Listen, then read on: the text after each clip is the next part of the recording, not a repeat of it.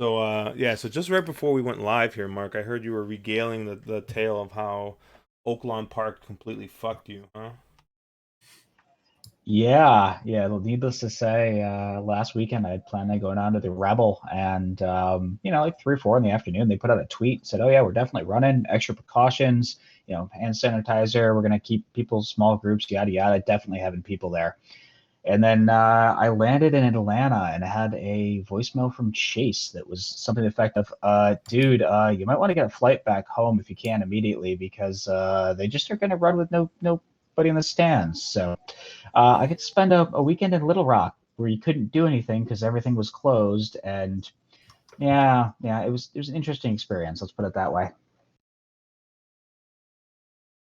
Oh, I heard we constantly talk about Chase spending time on other people's couches, but it sounds like you were actually the first one to spend some time on his couch there. Yeah, he's got a very comfortable couch. His daughter is extremely social, and and it was interesting. It was a fun. Okay, I mean, He was probably so excited to have you on his couch. he was probably just happy to get Dude, get he some get someone to get some attention off of him. So Right. dude, he walked outside to have a smoke and came back in laughing his ass off. He's like, dude, he's like, I just realized you're on my couch. It's like, yeah, I am. Oh, that's funny. so originally we just kind of planned to spend some time together and bullshit a little bit, talk about maybe a little bit of racing tomorrow, fire away at some tracks tonight. And then Fairgrounds, after I talk massive shit about their pick five on our podcast, decided, hey, we're gonna have a mandatory force out. I think they got about what 100K in the pool right now. Yeah, it's like 96, 98K, just under 100,000. So it went from being the worst bet in wagering to tomorrow the best one. Yeah, I was joking around earlier. I was like, they just need to do is all the tracks that are running tomorrow need to get together, cross country pick six, 12% takeout, $2 bet. Just fucking go for it. Because you know Does that it? thing would pay bonkers. Yeah, it definitely would.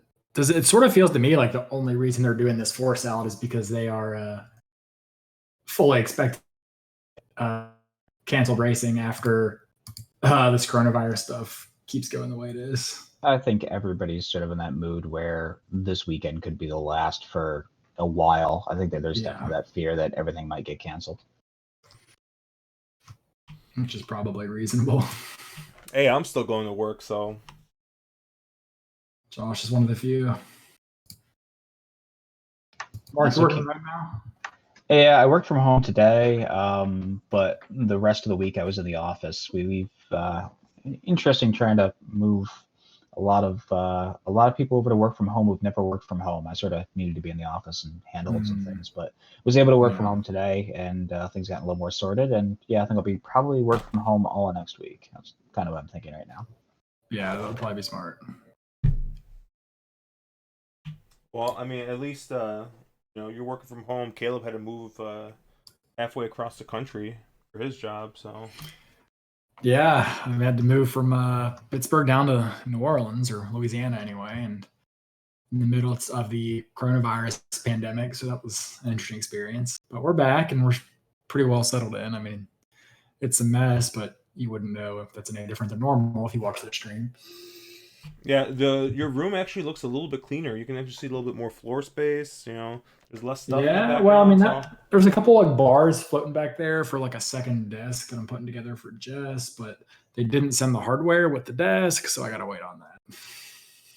just so you know, I'm really fucking confused by this bottle and don't know if this is just like a twist top or what. So, we yeah, so we're gonna kind of I think be jumping around a little bit here. Looks like Santa Anita race 8 is about 2 minutes to post.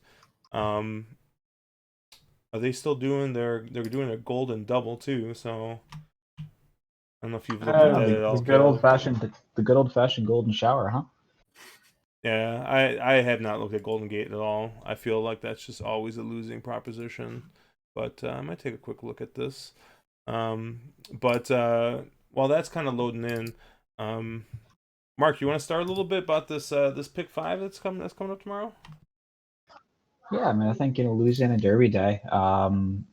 Really interesting pick 5 sequence. Some legit horses in here. Some really good fields. Should be super competitive. A real fun pick 5. It's also almost pick 5s that there's 2 races I think that you really have to sort of make an opinion over. Is the favorite legitimate, or do you wanna try to get cute and get around them? I think it's kind of, if you're an ABC kind of person, it's a sequence that really sets up nicely for you.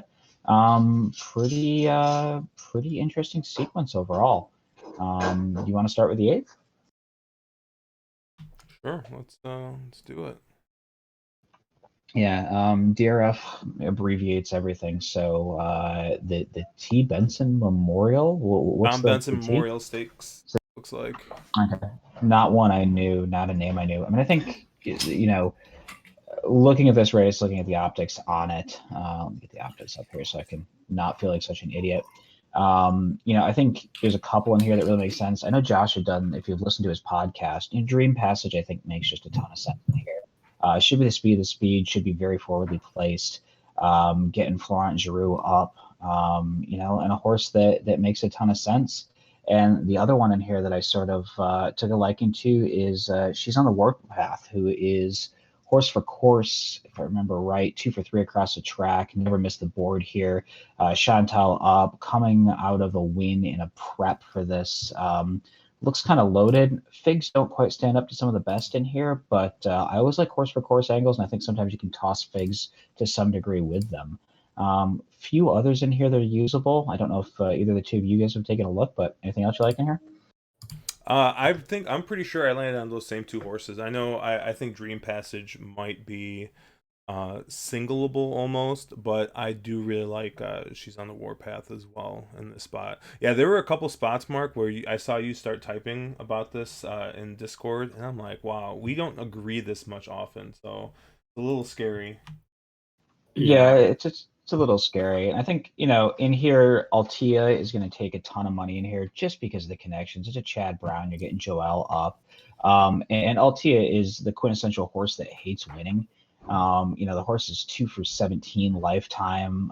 Coming out of that Endeavor, which is, I think, just about a career best fig. Yeah, career best fig for what I have. I just don't like her at all here. I think she's one of those horses that you kind of have to use, but you can very much use defensively. I would imagine she goes off at a lot shorter than the 7-2 odds, and I think she's definitely a fade in here that will probably take a lot of money. I also think she's sort of up against it a little bit with this track, which tends to prefer more forwardly placed horses. Yeah, I think so. I did cap the late pick 5. That's kind of all I've looked at, and I think I agree with you guys. I think Dream Passage could be a single here. I think 9-2 morning. So I don't have morning lines when I capped it, and I was like floored when I saw that they have this horse at 9-2. I mean, this horse hasn't gone off longer than 5-2 in her past 10 starts. Was odds on, and half of those, and there's just no way this horse is lone speed with the arguably most well-known local connections, or somewhat local anyway. Brad Cox runs a lot of horses down here with Florent Giroux. To have this horse as lone speed with these figures and that record at 9-2 just seems silly. That's a horse I think is probably be more like 2-1. But it's a horse I still think you have to use, and is my strongest pick here. Potentially a single for me. I don't know if I won't like stone cold single this horse, but could be a single A for me most likely. I agreed with the rest of you both on She's on the Warpath. I think looked very usable as well. Altia, yeah, I hate horses like that. I mean, Altia hates winning so much. She did run an actually good race in the Endeavor. I mean, that Jehoza Cat caught him the lead pretty loose that one day, his lone speed. Tampa was playing pretty kindly to speed. She actually beat Got Stormy in that race, who missed the board, which is why she went off at 10-1, just given that Got Stormy was something like 1-5. But yeah, I mean, it's hard to love that horse given her knack for hanging. The only other horse I kind of looked at was the 5, not product price. And that was only because this horse at one point has shown some speed. Lately, it hasn't shown as much speed. The only time it made the lead in the last 4 starts was on the dirt. So I don't know if this was like a barn change, which is changing the running style. Because when they left the John Service barn and went to Eddie Kienle, she sort of seems to have not been ridden as aggressively. They also had some pretty honest fractions in her last 2 races. So perhaps she just, it didn't break all that well or just didn't want to go that fast. I'm not sure. I didn't watch the replay. But this is one of the horses who I think could contest the lead in the event that Dream Passage just isn't up to it today. I think that from a pace perspective, the 5 makes the most sense to inherit that next best trip. Now, if she's good enough or not, I'm not really sure, but she's 8-1 and is one that I might consider working in my ticket somewhere. Dude, so if you guys see me shaking my head, it's because Murphy's horse that he's been just like pounding his chest about all day just won at 10-1, like by open lengths at fucking Santa Anita. Which horse was it? Keepo A. That's funny. Good for Murph. Yeah, good for Murph. Yeah, good for me too, because I had it.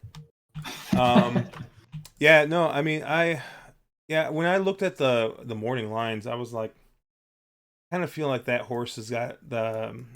Sorry, I got to pull this back up. Dream Passage, I think, is going to have a pace advantage here. It doesn't look like there's any other real early speed that's going to be able to keep up with it. Besides, maybe not a product price, but I mean, I just don't think that that's a legit horse that's going to be able to stay on with a faster pace. Maybe Flower Party too, but once again, I mean, both of these horses just fold after any kind of pace. So I really do think it sets up pretty nicely for Dream Passage. And if it's going to fall apart, then the horse I'm going to want is going to be the 8. She's on a Warpath. Yeah, so the only other horse on here that I liked a little bit, and I don't really know how to use her, is the 9 Winning Envelope, who is one of those horses who took a massive step forward in that Jersey Lady at Houston. I don't know if it's just a situation where she's turned 4 and kind of improved. It seems like she's been getting better in her last few, and it seems like Julian has a bit of a feel for her. I mean, he's perfect on the horse. And honestly, in that Houston Lady last out, she beat Dream Passage. Now 9-2, no way. No, 9-2, this horse is C at best. But if you could get something more along the lines, which I think would be fair, would be in that 8 to 10-1 range, probably something that's usable underneath. And if you're an ABC player, maybe it's when you sneak in as a B. Yeah, I just so you guys know, I gave up on trying to open up this bottle. I'm gonna have to wait for Caleb to get back and maybe that instructions. I fucking haven't. Josh, you're failing at opening a bottle of liquor. I'm a little disappointed. It's taking me 15 minutes to try to open this bottle. Like, this is ridiculous. Freaking scotch, man. I mean, just break it. Just hit it on the table and break it open.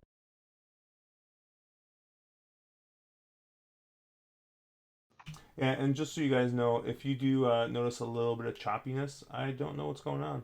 I think I'm getting good quality here, but I'm also getting some warnings. So please, I think YouTube servers in general, pretty much all internet servers, I think in general right now are just getting absolutely trashed.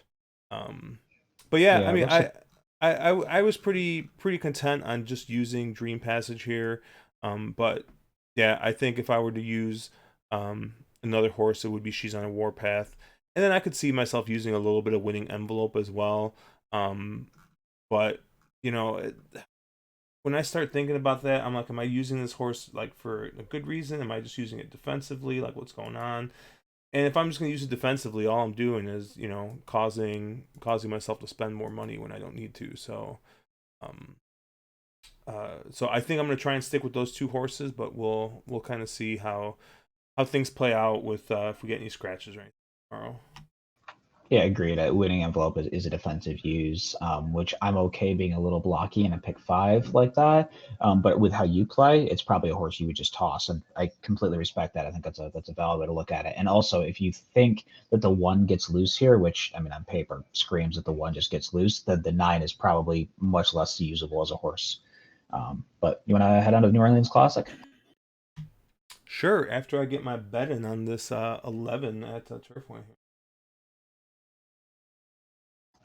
Oh man, you and your Turfway. I won't be Oh, playing anything that until horse just not. broke through the gate. That's not my horse though, so that doesn't matter. So I won't be using anything until Los Al goes live, and we got an hour and 15 for that. We got some time. The New Orleans Classic here, Grade 2, mile in the 8th. And there's Caleb, 4-year-old and up. Yeah, so this was kind of the race I was saying that has got like all like those Kentucky Derby Trail washouts. You know, we got Tenfold, By My Standards, Silver Dust, Lone Sailor in here. Chess Chief was in there Chess as well. I Chief. mean, I realized he took the other path, but yeah, he was. Yeah, I Yeah. mean, to me, this race really sets up as sort of a two-horse race, and I think Josh and I are on both the same two horses. You kind of got the new fresh face, which is Fearless, the Pletcher trainee, who popped a just crazy fig, ran lights out. Irad Ortiz, by the way, will not be traveling tomorrow. He's taken some time off with the coronavirus.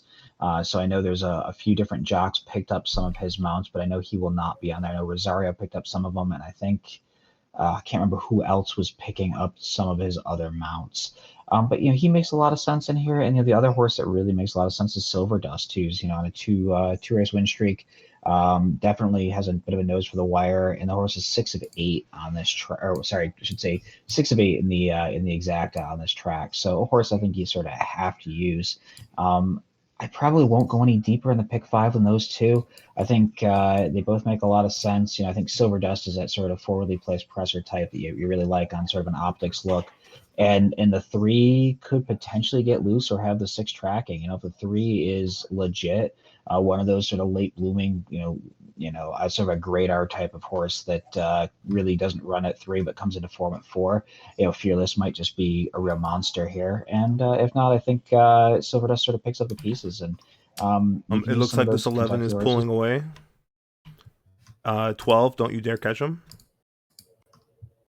I just got nose at the wire because I called that way too early. Ouch.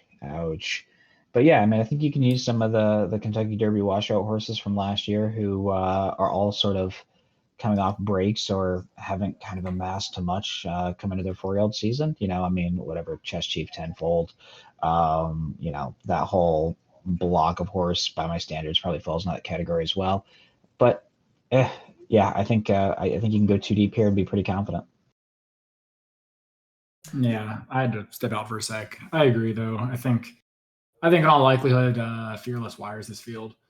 That horse looks just stupid good. I mean, maybe a late bloomer or had some issues as a 3-year-old, but this horse definitely seems to be on the right track now. I mean, sold for over 700 grand, so clearly there were some expectations there. I think Silver Dust is the other logical. I mean, I don't need to beat that one to death. Derby washout, yeah. I mean, by my standards, is probably the only other one I would consider. That was the huge hype horse going into the Kentucky Derby that just didn't get the trip, and it just wasn't quite good enough, to be honest. So he looked good in his return, although it was a 5-horse field, and he probably beat that field the way that he was supposed to. So yeah, there really isn't anyone else that I would say I'm all that interested in using in this field. I mean, I might take a look at a horse like Captivating Moon, the 7, if the track comes up sloppy, just because he does seem to do his best work over and off track. But his, run style is coming from off the pace, especially with a more passive jock like Leperoux, doesn't really set up well given the likely moderate pace right here. So yeah, I mean, those are kind of the ones I'd look towards, and I don't be too clever here. I mean, I know Gunnett's going to take some money, but I kind of hate that horse, so I'll let him. Yeah, I think I hate Gunnet as well. We're both probably setting ourselves up for a shirt here, but yeah, Gunnet is just a horse I don't want any part of. Do not like him. I just, I mean, he's 1 for 6 across the track. It seems like the type who's got a case of the hangs. He's got a lot of second and third place finishes. So again, underneath horse for an exacta try, but not a horse that I would want on top. I mean, if we just want to like really just like send this home, like I didn't even look at the 9. Like I just was like, I was like done. I was like, this horse has got no fucking shot. I'm pretty much the same as we've kind of all discussed. I'm singling Fearless here as a lone A. I think it's just going to be a lone speed situation once again. But you got to see how the track's playing. If for some reason the track is not playing the speed whatsoever, I mean you have to adjust a little bit. But the lone B horse I'm also going to be using here is going to be the 6 Silver Dust, which is the morning line favorite.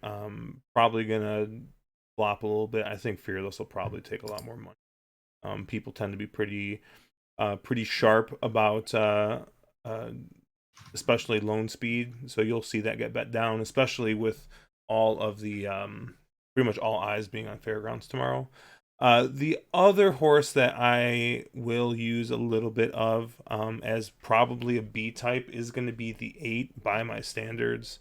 I just think that if this does get kind of dumb, this horse has run well over the track, so I think has never missed the trifecta in 5 starts here. So I think this horse just likes the track. Be definitely a horse to key underneath.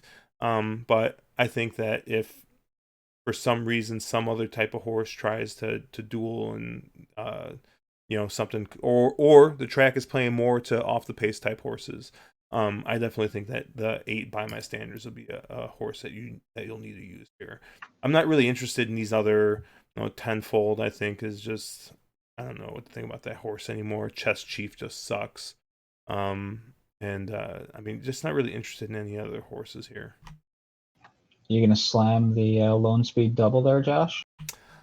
I mean, by slam you mean play it for like $4? Because that's like slamming it for me, probably. God damn, that 12 paid $40. Chase at it. Why don't you follow him? Dude, you know what's funny is I even freaking had it. Like I'm sitting here and I'm like, no, I'm just tossing the 12 in just because I want action. I'm gonna stick with my 11. Sure and fucking no. And I realize Josh should be doing this because this is more of a Josh thing. He's Mr. Hype here, but we do have a Discord tournament going on tomorrow. Exacta Box. It's Gulfstream Park, and it's the 9th through 12th at Gulfstream, and the 4th through 7th at Santa Anita. There's links up in the tournament section. Ping me, or you can ping 6421 if you need any extra help. Not a lot of entries right now. The last time we did one of these, it was an amazingly fun thing. It's one of those, if you can get one exacta in this, it pays crazy. You could literally win these on one big exacta, or you can link together some. You see big swings in the positions here because somebody will get something in, and it really hooks things up. So it should be a lot of fun. Should be a really good time, and definitely take a look. If you've never played these before, these are the fun kind of tournaments because it's no ringers in here with the exception of Murphy. Okay, Caleb, I have to ask, how do I open this bottle?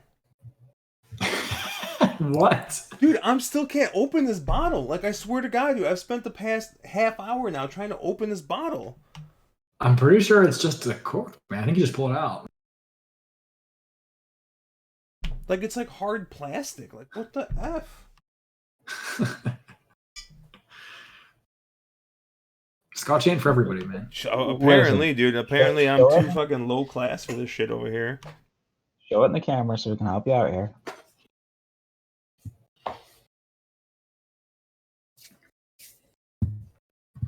Isn't it just a cork center? It looks like a pull cork. Yeah, but because it's fucking like plastic, you can't grip it. Like, this is ridiculous. I'm gonna have to figure something out. Okay, while I do that, why don't we start talking about race 10 here then, the Muniz Memorial Classic, Grade 2, mile and the 8th on the turf, 4-year-old and up. Caleb, what you got here? Man, I'm happy that I feel that I can go pretty skinny in legs 1 and 2 of this pick 5 because I want a lot of horses in this race. I think this race is pretty wide open. Fuck Channel Maker, I'm not using him. But other than that, I think literally this race. Yeah, I ended up using on top the 1, 2, 3, 6, and 12 are all horses I thought were interesting. Probably the 6 in Stub Regard would be my very lukewarm top pick. I don't think that 5-1, whoever made these morning lines is either brilliant or an idiot because I think they're all wrong. I don't think that 5-1 is real at all. I think he's going to be 5-2 probably. He'll be half that. And this horse, I mean, you look who he lost to. A horse I don't know what is that, Zelta Alf? I don't know what that is, but now who we know is a horse. He lost to last time out by a neck. Came back, race before that, beat Admissions Office and Channel Cat, who are, I guess, okay. It took a while for this horse to get to the turf, but once he did, especially with the Chad Brown barn, he's really taken to the surface. It seems like it's been, much better surface for him once he got off that Derby trail. So yeah, I think in Still Regard, I mean, he has the right run style. I think there's a couple horses in here who probably want to be, if not on the lead, but at least forwardly placed. Horses like, Dot Matrix, Factor This, potentially even like Channel Maker if he decides to, run half a race today. So I think, Secretariat War is another one. I think there's enough pace in here to set up for someone in that second flight. And I really think in Still Regard will get the right kind of trip, save ground. He has a pretty good draw. And that's the horse that I'm probably most looking to use. But there's about 5 I'm going to have in this race, maybe 6. So I'm curious to see where y'all landed. I did very much the same thing that you did and basically bought this race. I'll probably use almost every horse in this race in some form of an ABC structured ticket. I do feel like I need to pick on Instilled Regard, who, your favorite, your horse that you're putting on top got beat last out by Zulu Alpha of all horses. And has also been beaten twice by McKinsey and got beat by Raging Bull of all horses, who's also a terrible, terrible horse. Well, Zulu Alpha is the best turf horse in training right now, so. I'm sorry, you're breaking up. I can't hear you. But yeah, I mean, I think I agree with you on the morning lines here. The morning lines are hilarious.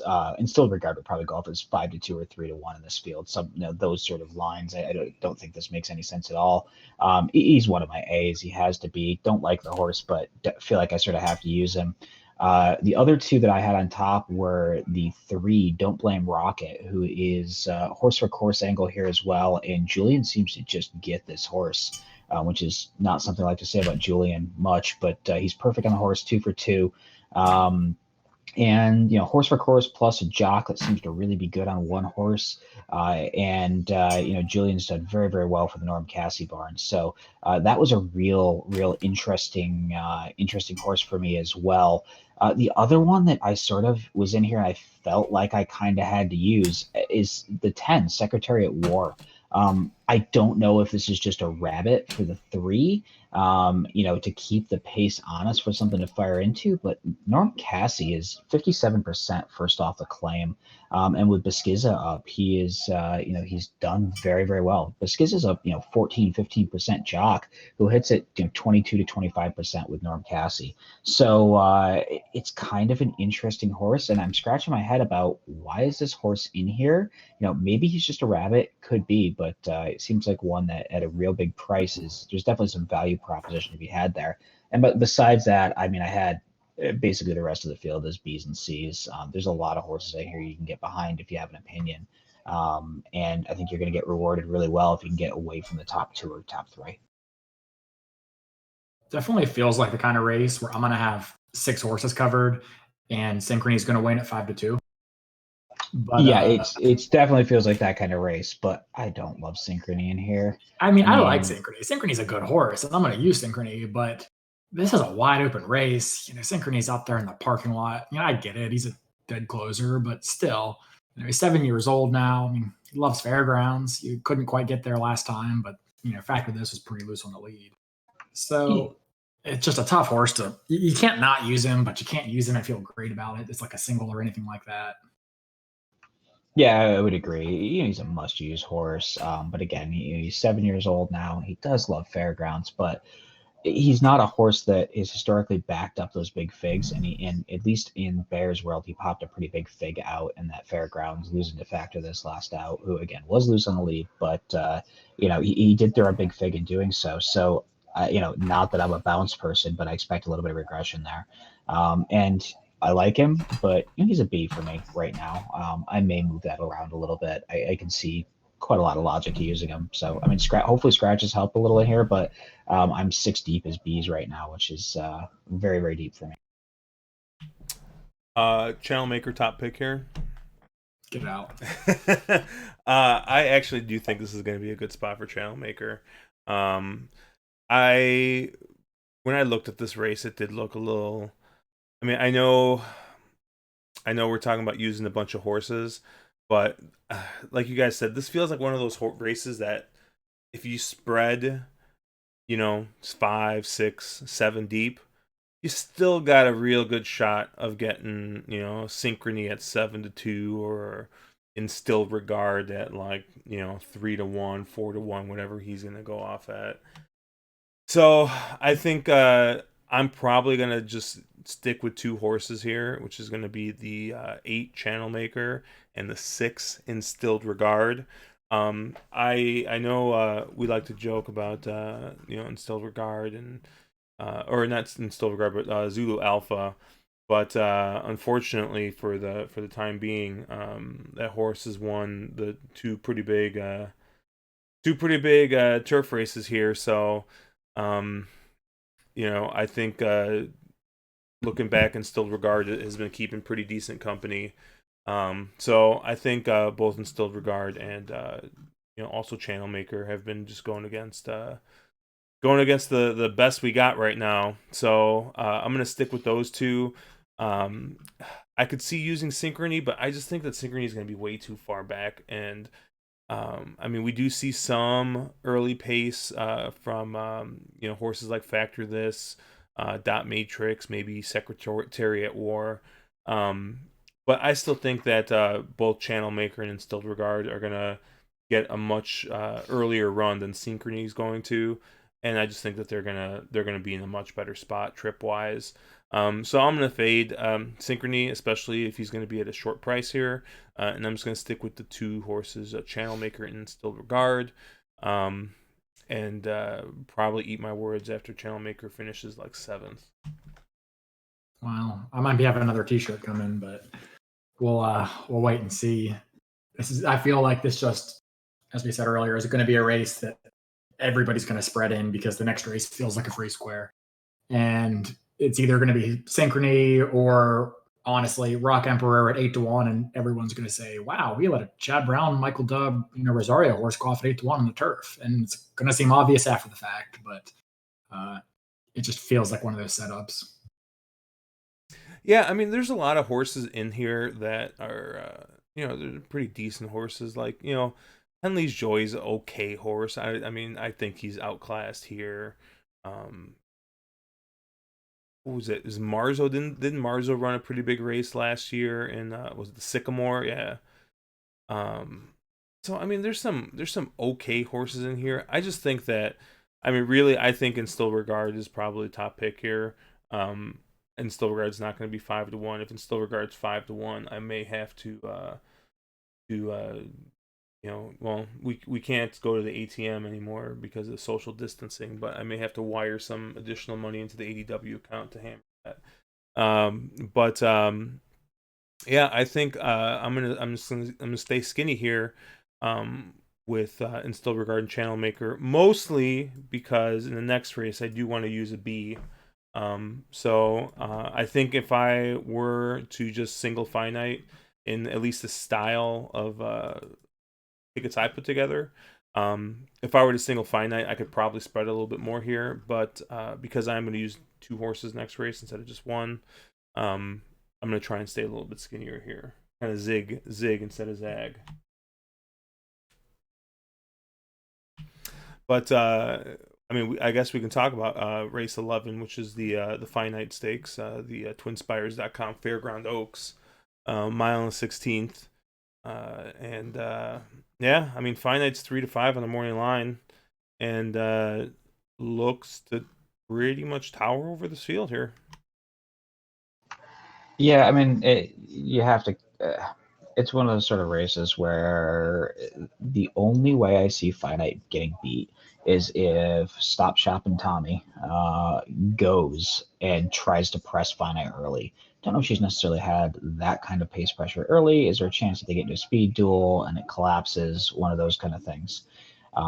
So, I mean, I think Finite's hard to get around as a single A. I'm going to probably get cute and use the 3 Tempers Rising as a B.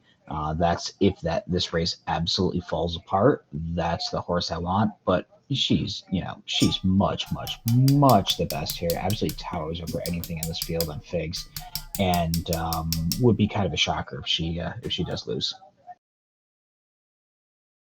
Yeah, I really like Josh's idea because I think everybody playing this sequence is going to single finite, is going to have Fearless or Silver Dust, is going to have the Dream Passage horse in the first leg, and then they're going to spread a lot in the previous race that we just talked about, and they're going to spread a lot in Louisiana Derby. So I feel like your prices in those races, even if you get, are going to be a little bit less because they're going to play smaller because of the amount of people are spreading and leaning on these signals. I tried so hard to get around Finite in this spot, and I just really can't see this horse losing against this field. I mean, British Idiom was one of your early Kentucky Oaks favorites prior to her last race, and Finite dusted her. I mean, yeah, maybe she was rusty or needed the race. I mean, she'll get better for sure, but Finite just dusted British Idiom by almost 5 lengths last time. She proved that she doesn't need the lead. She's fast enough to make it if she wants it. I mean, I don't see her really being a victim of pace. So I just really can't see a way that Finite loses this race. I do agree. The only way that she ends up, for some reason, getting a little rank or hooking up with Stop Shop and Tommy, the 5 horse, in which case it probably sets up for a horse like the 3 or the 4 to come from off the pace. I would lean 3. The Tempers Rising, similar to Mark. I think that horse will get overlooked just because it did take her, half a dozen times to break her maiden, and her speed figures, at least on Brisnet, are a little on the light side. But if you look at some of the paces she was running after, like 24-1, 48-3, 2 back, 24-4, 50-1, 4 back at Churchill. Like a closer like her just has no shot when running at fractions like that. It was only beaten a neck by Finite and didn't quite, show as much last time out for whatever reason. Maybe she's just not that good. But I do think if I was going to use one other horse, it might be 3 or even the 5, maybe, if you think 5 gets loose or takes a big step forward adding Lasix. But I just have a hard time getting past Finite. Yeah, I mean, I think that I think I'm going to try and use a little bit Stop Shop and Tammy here. The only real other B horse in this race besides Finite, who has had the lead, but as I was pointing out a little bit on the podcast, I mean, when she's gotten the lead, she's gotten pretty soft leads. So I'm not necessarily sure that Finite really wants to be on the lead. Now, granted, even if she doesn't want to be on the lead, she might just be the class, get to the lead, and just not go back. But I think if Stop Shop and Tammy can grab the lead, and maybe Ricardo sits a little bit off, and maybe Stop Shop and Tammy gets a little brave and tries to wire this here. I mean, this is the horse is well bred. We have it's a tap it, so the horse is going to want to go this this type of distance. And if you look at her last race, huge improvement when stretching out. And Finite did improve stretching out as well, but it's a lightly raced horse getting Lasix for the first time. I mean, let's take a chance here. Spread a little bit and see if we can beat this 3-5 favorite that might go off at something closer to 1-5 or 1-9, and just blow up the tote board. But I mean, you got to use Finite here. I mean, you can't get. I don't think that you can really get around it. But I'm gonna use at least Stop Shop and Tammy as a B here, and hope to hope to stay skinnier in other legs.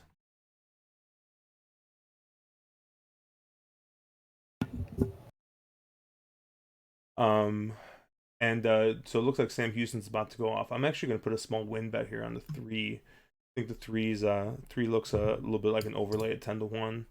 And then I'm using an exacta with the 1 and the 3. I think the 1, the joint entry here is really fucking. They should probably run off the screen, but hopefully we get the 3.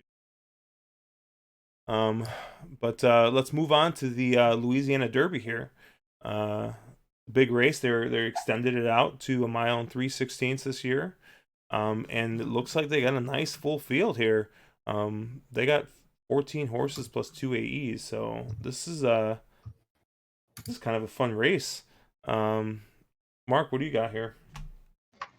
I have a horrible feeling that Josh and I sort of landed on the same 2 horses because I think we've already sort of gone through this. But I think, if you watch either of the 2 divisions of the Risen Star, both of those felt like terrible races. It just didn't. I mean, if you watch them, they're both staggerfest late. It didn't feel like anybody really impressed you.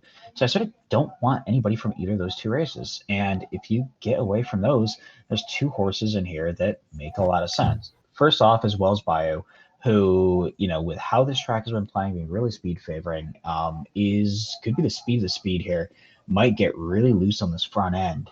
And last up fig in the Southwest was quite impressive on the horse's first try across a fast track. If the track stays fast, you get anything close to that, that's the fig of the fig in here. And I think Wells Bayou could be really, really hard to catch on the front end. Other horse in here that I really like quite a bit was Royal Act. Royal Act reminds me a lot of King Galarmo, or Galarmo, however you say it, who went in the Tampa Bay Derby. Horse that they tried. Wait, are you talking about King Guillermo? Yeah, is it Guillermo? How do you say it properly? Guillermo? Dude, you weren't Giarmo. What was that? Dude, you're. I legitimately didn't know what horse you were talking about. Yeah, I get my pronunciation is terrible. Goodness gracious. I'll have Josh. Any names I'm having a hard time, I'll have Josh help me with from now on. But yeah, only if you that can help me open this bottle. Dude, we've seriously been on like 45 minutes, and you haven't gotten the goddamn bottle open yet. I haven't hit a drink yet, dude. I'm getting ornery. You're gonna pick out my pronunciation, but you haven't got your bottle of scotch open yet. Royal Act reminds me, a lot of that horse. Horse that they tried on turf a couple of times, was okay. Brooks made it on turf, but they moved over to dirt, and you've seen a very, very, very different horse. Only 1 start, but has paid a lot up front for this horse. Paid $500,000 for him, and seems the kind that is really improved with the switch to dirt. And I don't see why the horse doesn't have every opportunity to move forward again here, and sort of that run style you want in this. The 3 and the 11 are going to be out in the front, and the 8 should be that sort of first run closer type setup. It's been what's working here the past couple of weeks, and both of those are a bit of prices, and I think they'll. I don't know how accurate this morning line stays, but I think Royal Act and Wells Bayou are the 2 that I sort of want in here, or want the most of. Let's put it that way. Yeah, I'm pretty much like 100% the same. I am all about Wells Bayou here. Once again, I don't know if this price is going to be right, but if we get anything close to this, I'm going to be very happy.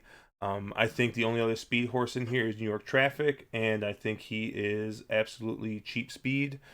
He's going to fold like a folding chair or folding table, something. And I think that Wells Bayou is going to be able to stay on. So real excited to bet Wells Bayou here. I'm going to just kind of fade the rest of those horses coming out of the Risen Star. The only other horse that I might be interested in is going to be, I'll probably want a little bit of the 13 Silver State. But I'm not 100% really sold on that horse. You already talked about Royal Act, who's probably my second or third choice here. Shipping from the West Coast. Only lost by 3/4 of a length, 1,000 words, who I think would probably fit into this race pretty well, even though I know we're not really 100% sold on that horse. And then I might take a look at the 10 enforceable as well. Cassie and Leperoux, they tend to do pretty well together. I know they're hitting they're 2 of 8 here the last 60 days, but I think that this horse is going to get a pretty decent trip here. And if there's a little bit more pace in front of him, I think he'll have a chance to be able to close in on. And so the only other horse that we haven't really talked about that I do want a little bit of here, if he can draw in, would be the 16 Farmington Road, who's a horse that if you watch that Risen Star, he's the only horse out of there that I can give a little bit of a passable excuse. He was 8 wide in the first corner, and he was about 5 or 6 wide in the second, before he kind of splayed about 8 wide into the turn. Or I'm sorry, 8 wide to the straight. Horse that just had a terrible wide trip. Obviously, if he does draw into this, he's still going to be drawing crazy outside. But if they can invent a trip that's a little better for this one that has some right to move forward, and I want a little piece of if he draws in, and I think he'll get every part of that 12-1. But Caleb hasn't said anything, so we'll get his take here. Yeah, I did see on Twitter today that Farmington Road is not actually shipping for. So I mean, I can't verify that, but so I wouldn't expect him to be running tomorrow. That being said, I'm with you guys on about. I do think Wells by sense. I don't think I really want a horse that's on the lead here. Not that I see a ton of speed, because I really don't. I don't know that I like Wells Bayou all that much. I mean, the horse had an okay, maiden breaker in the slop, came back again in the, ran up the track. Forgivable first time against winners, came in off a little break, once again on a muddy track, did well, catches a fast track last out, and, kind of has things his own way up front, lone speed.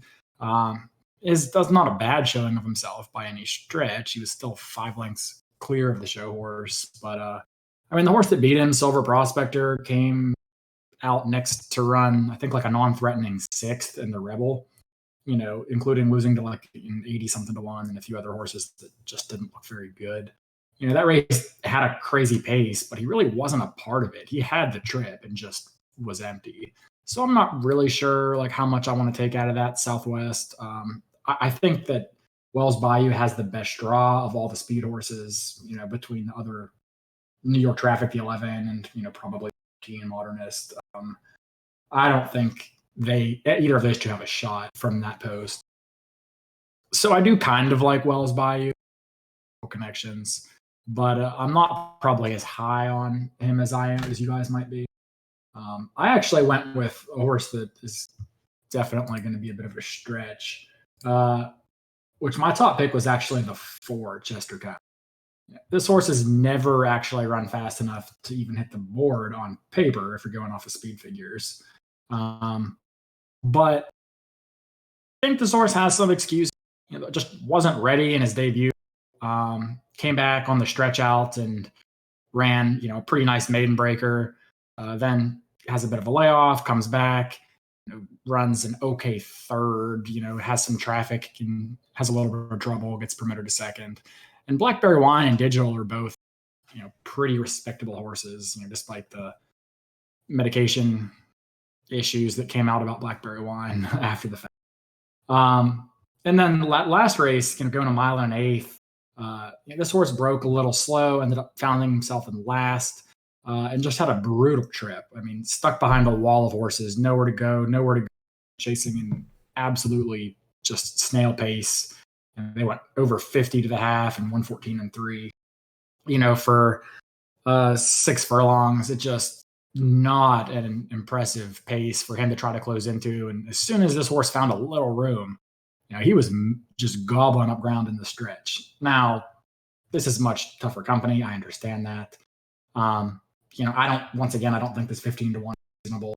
It's going to be more like 8-1, maybe 10-1. But yeah, I mean, I think this horse has enough tactical speed with a better break to be a little more involved early.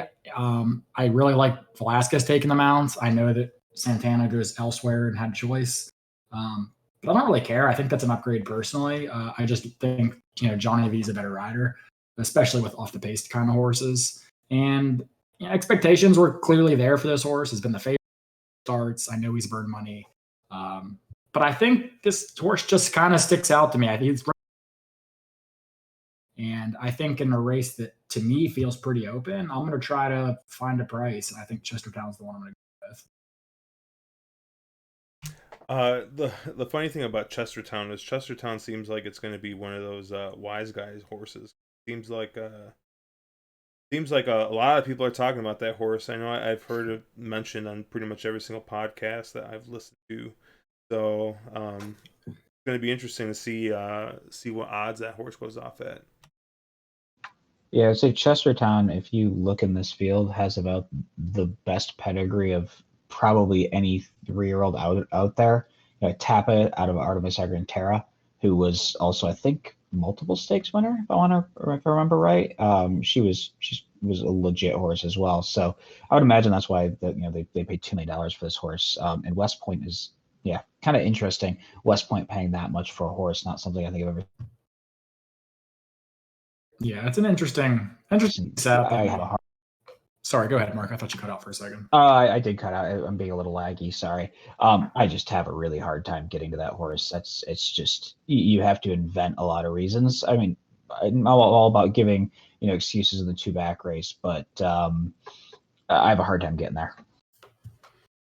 Yeah, if this horse is 5-1, I'm probably not interested. At 15-1, I'm very somewhere in the middle is probably where he ends up, and it'll just depend on where that is. But it's enough in a wide open field for me to sort of take a shot, because I do think that Wells Bayou and Enforceable are probably going to be your top 2 betting choices. And I think they're both very usable. I don't know Enforceable, who's a dead closer in this kind of a field without a ton of pace, just going to have a lot left to do, and he's going to be a short price. Although I did think he ran one of the better races of the Risen Star last out, although I don't think that was a very good race. So yeah, I do think it's a pretty open affair. I actually like the 12 Lens Map quite a bit at 30-1.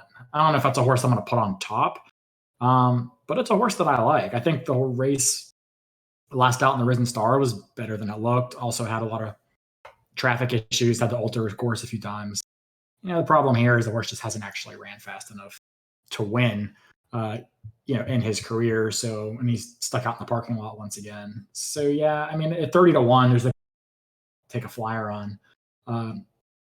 But it's not like I would ever try to talk somebody into that horse being a must use. Yeah, I'm just realizing now that Chestertown is a New York bred. I had not put that together. Huh. Yeah, that was the horse with their crazy money New York bred, but I'm kind of all linking together in my head now that somebody paid $2 million for New York bred, which is like crazy money. Yeah, to get all that the New York Stakes money, the next Mr. Buff. Yeah, and I'm looking at Artemis Argentera, or Argentera, however you say it. I'm terrible at pronunciation. Who I was right was a multiple stakes winner, won the Frizette, the Ballerina, and the Gallant Bloom. So multiple graded stakes winner, multiple time G1 winner. So I mean the pedigree is all there on your for Chestertown. You would love to see this horse do well. That's just a really hard horse for me to get to. But yeah, and I mean I it depends what you're looking at. For me, putting Chestertown or putting your Lin's Map on top is really, really, really hard. Now, using them underneath, sure, yeah, in a try or a super, that's places where I think that they would make some sense. Yeah, I mean, I really just don't hope that. Well, the one horse that if it does float up a little bit, I might take a look at, and this is probably once again. I mean, if we're gonna go out on limbs here, is the one Major Fed. If for some reason this horse doesn't take any money, goes up to closer to 12 to 1, 13 to 1. I find it very very hard in a big time stakes race to discount Joel Rosario on a not favorite closer. And if you look at the last couple races that Major Fed's been in, those late pace figures are pretty decent. So this horse is going to be coming at the end. I don't think that this track, as much as people talk about that long stretch, I don't think the track plays super well towards closers. I still think that you want to be a little bit more towards the front. I don't know if it's a psychological thing that maybe the closers make their run too early and just don't get there, or what happens, but Rosario on that long priced closer off the pace horse in a stakes race, I mean, you gotta take a shot. Yeah, I had the one as a B. I don't mind that at all. I mean, especially there was a lot of chatter from the Risen Star Day that the rail was the place to be, especially in the back half of the card. That very well could be the case again. You knew Rosario is going to save all the ground, so I don't mind the one at all. I mean, I don't really like the Risen Star, and I sort of felt this horse had no excuse for just not running a better race than he did. I mean, yeah, he got second, but he was a part of the pace scenario every bit as much as Modernist and New York Traffic, and they all sort of finished together. So I don't hate the horse. I have him as a B. And if he floats up, I completely agree that you should use him. Yeah, the one horse in here that is a bit of a price that I did want a little bit of was the 6 Shake Some Action. Brad Cox trained horse, who last out beat Chestertown, and had a pretty damn wide trip in beating Chestertown. 3 to 5 wide, and then in the second 3 to 5 wide the second turn, cleared and held. A horse that's improved all 3 starts. 2 race win streak. Obviously, they're taking a shot here, and might just not be good enough. But if you're looking for that price, that would be the price that I would want of anyone in here. Yeah. Did you watch the race with Chestertown? I'm curious. I have not actually watched that Chestertown race. I feel like I need. You probably should. Neither one had a great trip, but 6 definitely got the first move, and it ended up proving the difference. I think Chestertown was, that's the reason I kind of ended up on him, was thinking, wow, this horse had a lot of run left. So, I mean, I wouldn't talk somebody off the 6 because I think you'll get 25 to 1 instead of 15. So I wouldn't talk anybody off that horse. But yeah, I think if you watch the race, there were 2 very different trips there. Yeah, DRF was having some video playback or feedback problems, so I didn't end up watching a lot of these because I'd wanted to watch or rewatch both sections of the Risen Star. I know I watched them both live when they happened and went, oh, I want none of these horses out of both legs. I think that was the takeaway, was just, I want none of this. But I kind of wanted to go back and just justify my opinion and be like, okay, this is why I don't want any of these. And they were having some playback problems. But as I remember, both of those just came off and visually looked like really weak races. Yeah, I did rewatch them, and my impression did not change. They were not good races. Track definitely seemed to be pretty speed favoring at that point. Both leaders got away with murder on the front end. The rail may or may not have been a good place to be, but it certainly wasn't a bad place to be.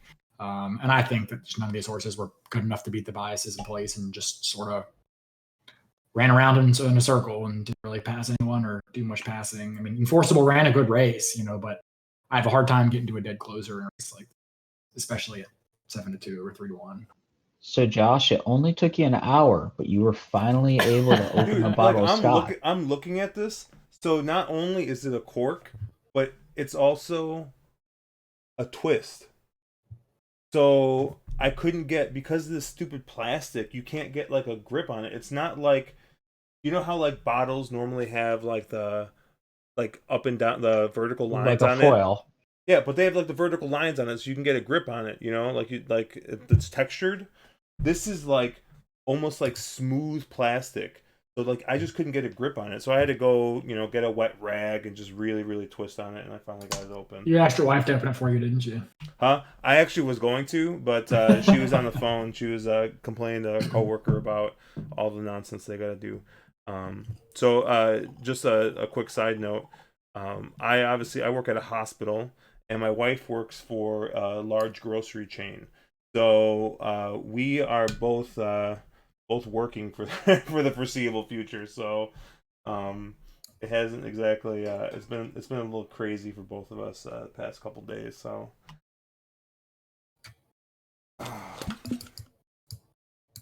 what nonsense horse did you end up coming up with there, Mark?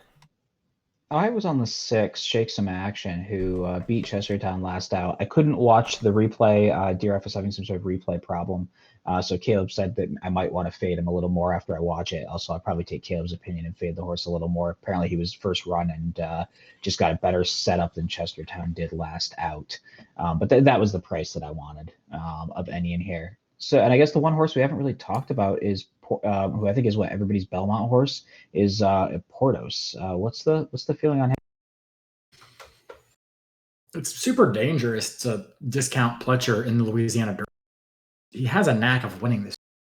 He's one of the few people that can actually ship in and win this race without a spin over the local track in the Risen Star or the Lecomte. But this horse just feels like a grinder to me. He doesn't really have a huge turn of foot, doesn't have a big late kick, he doesn't really have much early speed. That's why I think he's kind of getting some attention as the Belmont horse. It's a horse that just seems to keep coming at you, but doesn't really have that, explosiveness anywhere in his run style. I mean, he got kind of dusted by Max Player last out and, couldn't even beat the pace setter Shotsky, who set a fairly decent pace in the Withers.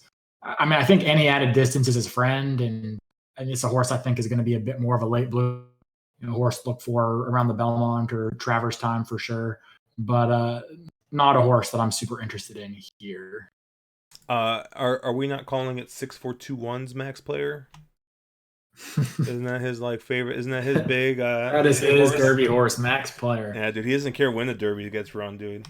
He actually hasn't even specified which Derby. It could be the Belmont Derby. It could be the. I don't know. He's all about Max Player, but yeah, I mean, I don't know. I really just didn't go super deep here with because I think once you start getting in these bigger fields with these longer distances, if you start, it's real easy in these races, I think, to end up with 7 or 8 horses, to feel like you have coverage, and I just think that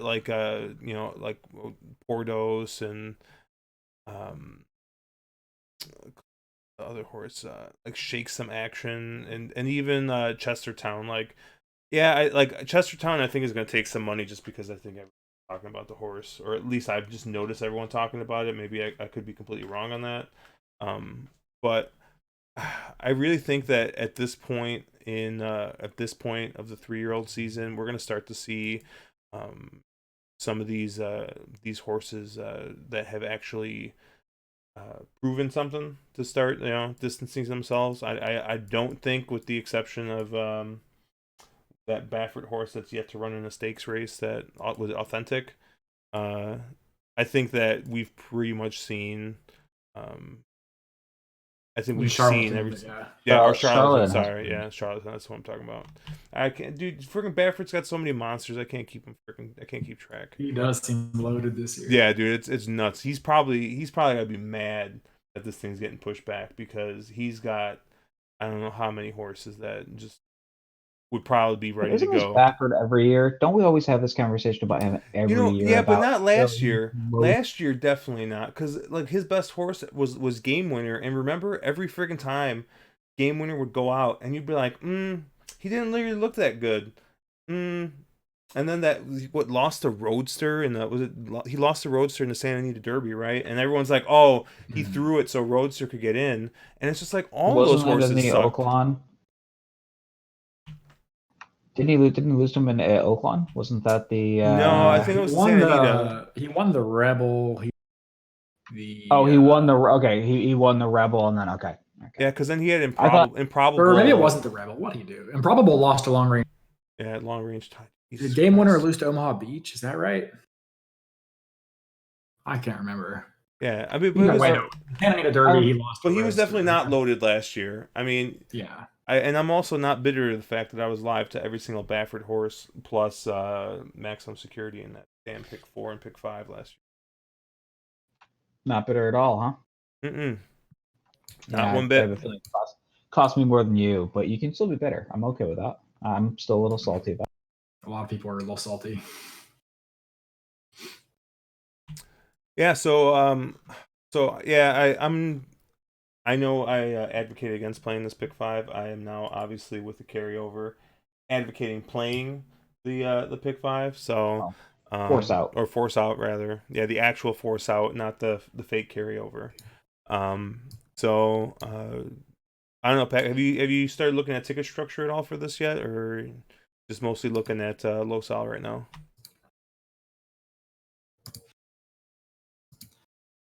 Wait, was that? Right. I said it. Yeah. Have you started looking at ticket structure at all for this pick 5 for tomorrow, or are you just focusing on Losal? Yeah, I have a structure up, and it's a fairly reasonable sequence to play. I feel like I have a lot of B and C coverage, and it's not too bad. Yeah, I do have something up. Let me see scratches before I post anything because I can see us getting a lot of scratches at a couple legs here. I also want to make sure. I don't think they're expecting any weather, but down there, if a rainstorm comes through and you get some weather or something, it might move some of my plays around if anything comes through. So I did have some structure behind it. It's one I feel like I can sort of leverage up the front end, play an ABC that really emphasizes some opinions and might pay decently. I do want to warn you, just because I know you like these kinds of warnings. Sam Houston is officially sloppy. Oh. And a Will Take Charge horse is currently the 2 to 5 favorite in this next race. So I'm going to try to beat the crap out of this horse.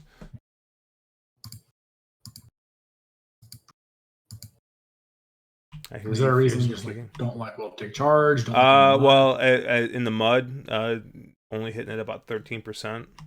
So which is, at least in this race, is probably the lowest out of all of these sires here. I think both the 1 and the 3 at 6 to 1 and 7 to 1, I think, are going to offer better value. So I'm going to take a shot with the 1 and the 3 here. At a 2 to 5 now. I just realized I pulled the PPs for tomorrow. I'm like, yeah, I know. I was looking, so I saw this 2 to 5 favorite, and so whenever I see that, I'm like, okay, how do I beat this horse? And I'm like looking, and I'm like, this is not a 14 horse field. This guy still had the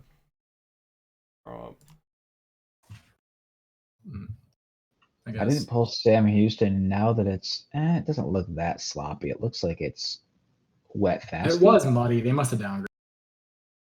Wasn't it muddy? I think, or was that? I thought it was muddy. They're calling it muddy, but boy, it doesn't look. It looks. There's a little sheen on it. I guess. It's watering up to their ankles. I'm like, yeah, but they're standing on top of it. Yeah, but Sam Houston's had a great meet this year. I mean, really. Dude, I've had a lot of fun playing it. It's been the bet. I mean, they run at night when they generally have decent sized fields. I mean, bigger than Santa Anita, maybe not like Gulfstream-esque all the time. But I mean, you get some big favorites, but you get around them and you leverage them, and with the low takeout, you get big prices anyway. So, or big payouts anyway. So it's a great meet. I've paid a lot more attention to it, and I plan to continue to play Sam Houston for as long as they run. I think they're finishing up their meet here soon, aren't they? Yeah, but yeah, I mean, the great thing is there's so many times where I'd play a pick 3, and it's 2 to 1, a 5 to 2, and then I don't know, a 3 to 1 or 7 to 2 horse, and you're like, oh crap, this is not gonna pay anything, and it's paying $100, and you're just like, what the heck? That's crazy. But dude, there's been a number of times I've seen even money horse come in with a 20 to 1 or 15 to 1, and in the third leg there's live the entire with an even money horse snuck in there. It's crazy. It's very, very easy to actually, I won't say easy, but very feasible to literally scoop the entire pot in some of these horizontal wagers because if you can beat one overwhelming favorite or get one horse that's in the 15 to 20 to 1 range, you knock out such a large part of the tickets. Yeah, I know. So, Mark, what do we got? About a half hour till Los Al goes off? Whit loves Did Mark tacos. leave? Can if I can. No, sorry, my internet just cut out for a second. What were you asking, I Josh? said we I'm got sorry. what, like a half hour till Los Al goes off? Time to the outside. 15 minutes actually. Oh, okay. So Mark's taking a look at Los Al now. I got this bet in here, the 1 and 3. We're gonna try to beat this 2 to 5 favorite at Sam Houston. Flash time. Got the Sam Houston simulcast up. All set. Are you looking at anything tonight, Caleb? I haven't decided. I don't know what how free I'll be tomorrow, so I'm making sure at least get through the tournament races for Discord so that I can keep my flair. Oh yeah, we should definitely talk about that after this race here. Did my feed freeze or like 3 horses just like 10 lengths out of nowhere? I think my feed's fucked up. Yeah. They Did you strung go out with a your little Josh? bit. I went with the 1 and the 3. And the Yeah. 3 looks like he's a little head in the lead here. Yeah, I like your 3 on paper. That was the horse that sort of jumped out at me looking at Fig. I thought the 1 and the 3 were a little bit of an overlay at the prices they were at. The opening quarter, they fly still up front. Storm's Golden Boy and Midnight War. These are the top 2 well into the far turn now. I should say 3 is my type of horse, dropping down in class, and should be that early style horse. And I realize I'm red board debate here. Midnight War trying to put away Storm's Golden Boy. Winter Wolf, where's Winter The Wolf? 1 looks like he's got horse too. Maybe and go into the 3 path at the top of the stretch. Midnight War kicks for home. Storm's Golden Boy still looking for room as Winter Wolf. Race on Carter, Can If I Can. They beat that runner to the punch. Yeah, box in that too. Yeah, box in that too. There you go, Josh. Very nice. Well done. Nice. Now down to these 2. Winter Wolf running up into the 3rd. God, if I had the 2 for any kind of money, I'd be pissed at that. Yeah. Dude, that and so oddly enough, that is not like who is that? Deshaun Parker. That is not Deshaun Parker's MO. He's a pretty good rider on these lower end tracks. So that's kind of a beat for anyone who's got that too. But I will take the price on the 1 there. What'd you get on that one? That's a good question. It was like 7 to 1, but we'll see if I got that. Oh, very nice. You bet him to win? Yeah, 7 to 1. Nice pick. I try to get cheeky with a 1-3 exacta as well, just to try to get all of it. But yeah, I had it for 2x my normal bet, so get a little bit back there. And I'm feeling a Luzzy bomb in the next. So one of the interesting things. Let me put the this there.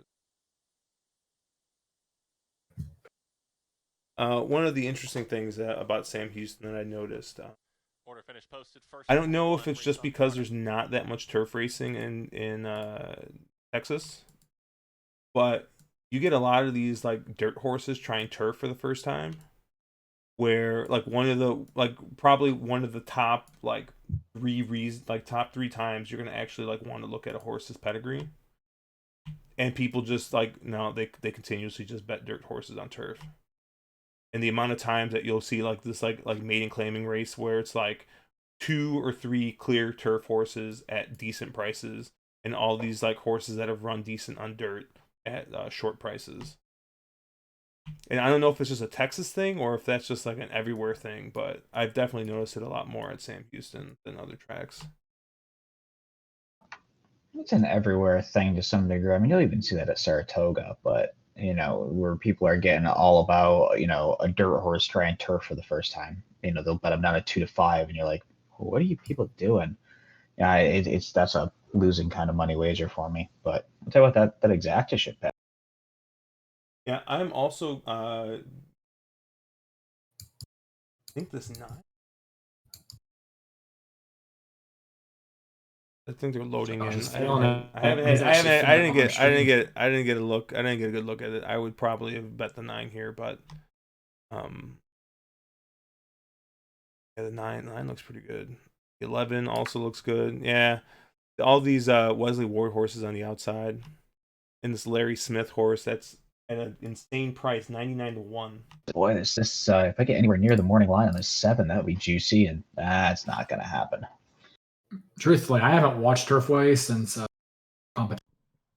Is it still? I mean, is it playing outside? Is it kind of all over the place? Dude, I think at some point in time, Chase had it right, where he said that at some point, you know, they call down to the track superintendent and they just say, "Hey, fuck our shit up, fam," and just like I do who knows what to the damn track. But I think Tonight has been playing a bit to the outside. I just for giggles, I saw that this 10 was 99-1, so I played it across the board. Because outside. So we'll see if he keeps this horse outside and we get a piece of it. But I'm not. This horse is staying with it. And this horse is gonna fade. Horse is like shitty. There's no reason.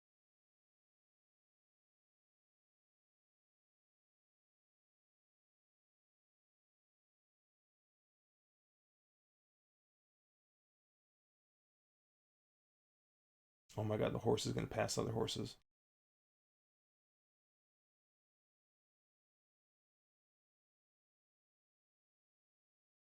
Doesn't seem like anyone's doing much passing. Yeah, no one's doing anything. Damn, didn't get. No, I think I got bobbed out.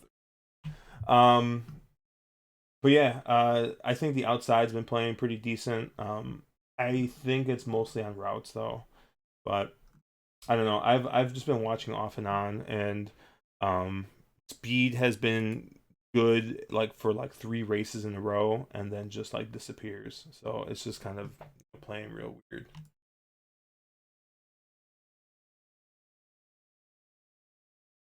All right, we got what, like 10 minutes to go till Los Al. What do you got here, Beck?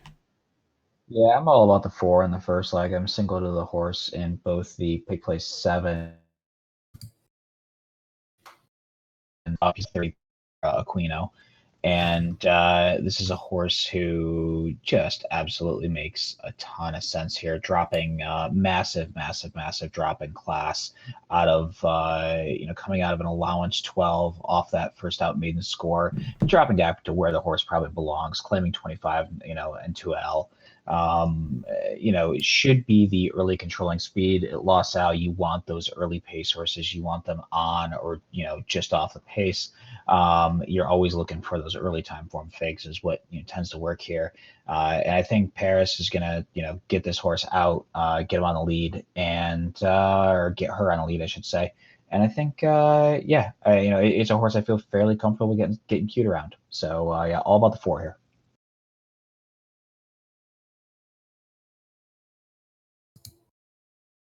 Like the horse is 7-5. This 3's taking a ton of money though, huh? Yeah, I don't get the money on the 3. 1 for 16 at Los Al, 1 for 33 lifetime. It has been at this level for the last 6 or 7 times out. Everything stays the same. Sort of, why do you go there? It's sort of a head scratcher to me. I don't get that 3.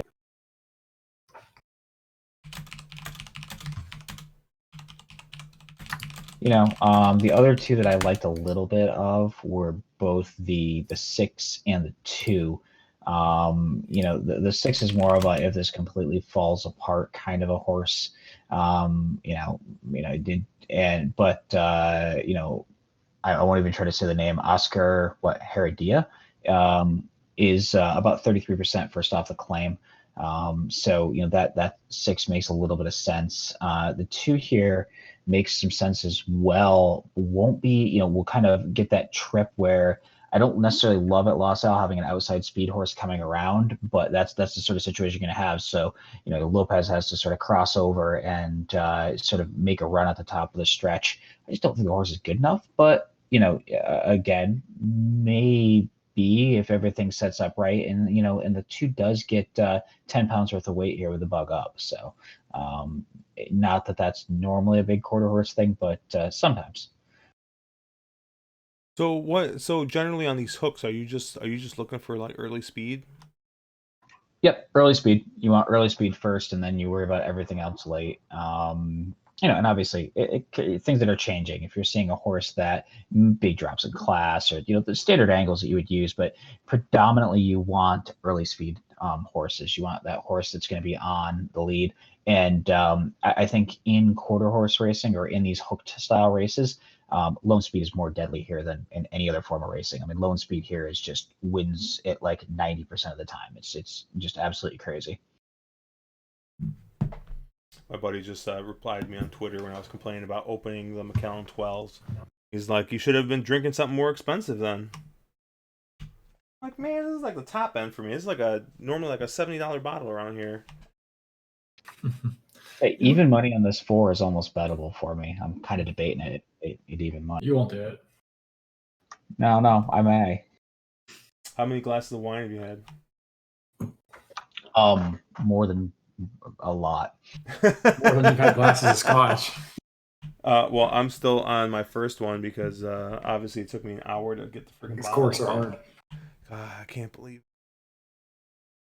Oh man, no love for the 2 here.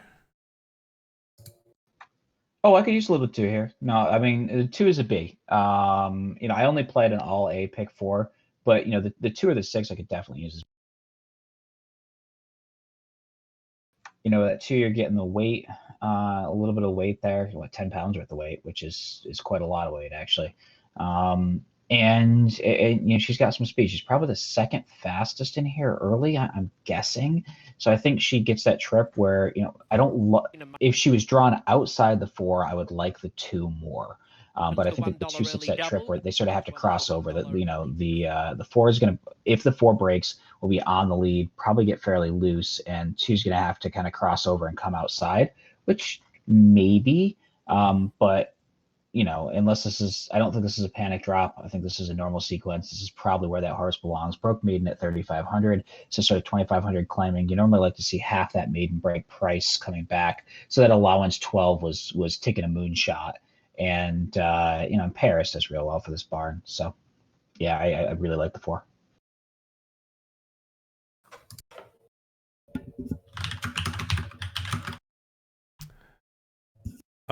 Mark, I think you mentioned this before, but this 12 at Sam Houston might look like a bet at these prices. It's a 12-1 still.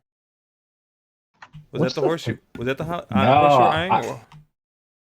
I was liking, I like the Luzzy horse. That 7 horse is probably the favorite, but untested on the dirt or untested on wet dirt. The other one that was kind of interesting to me was and it has some early speed, so it should be you clear. Cut out there. Which horse? Get that kickback. Oh, I'd like the 7, but the 7 opened up his favor. I also like a little bit of that 3. A 3 makes a lot of sense to me there.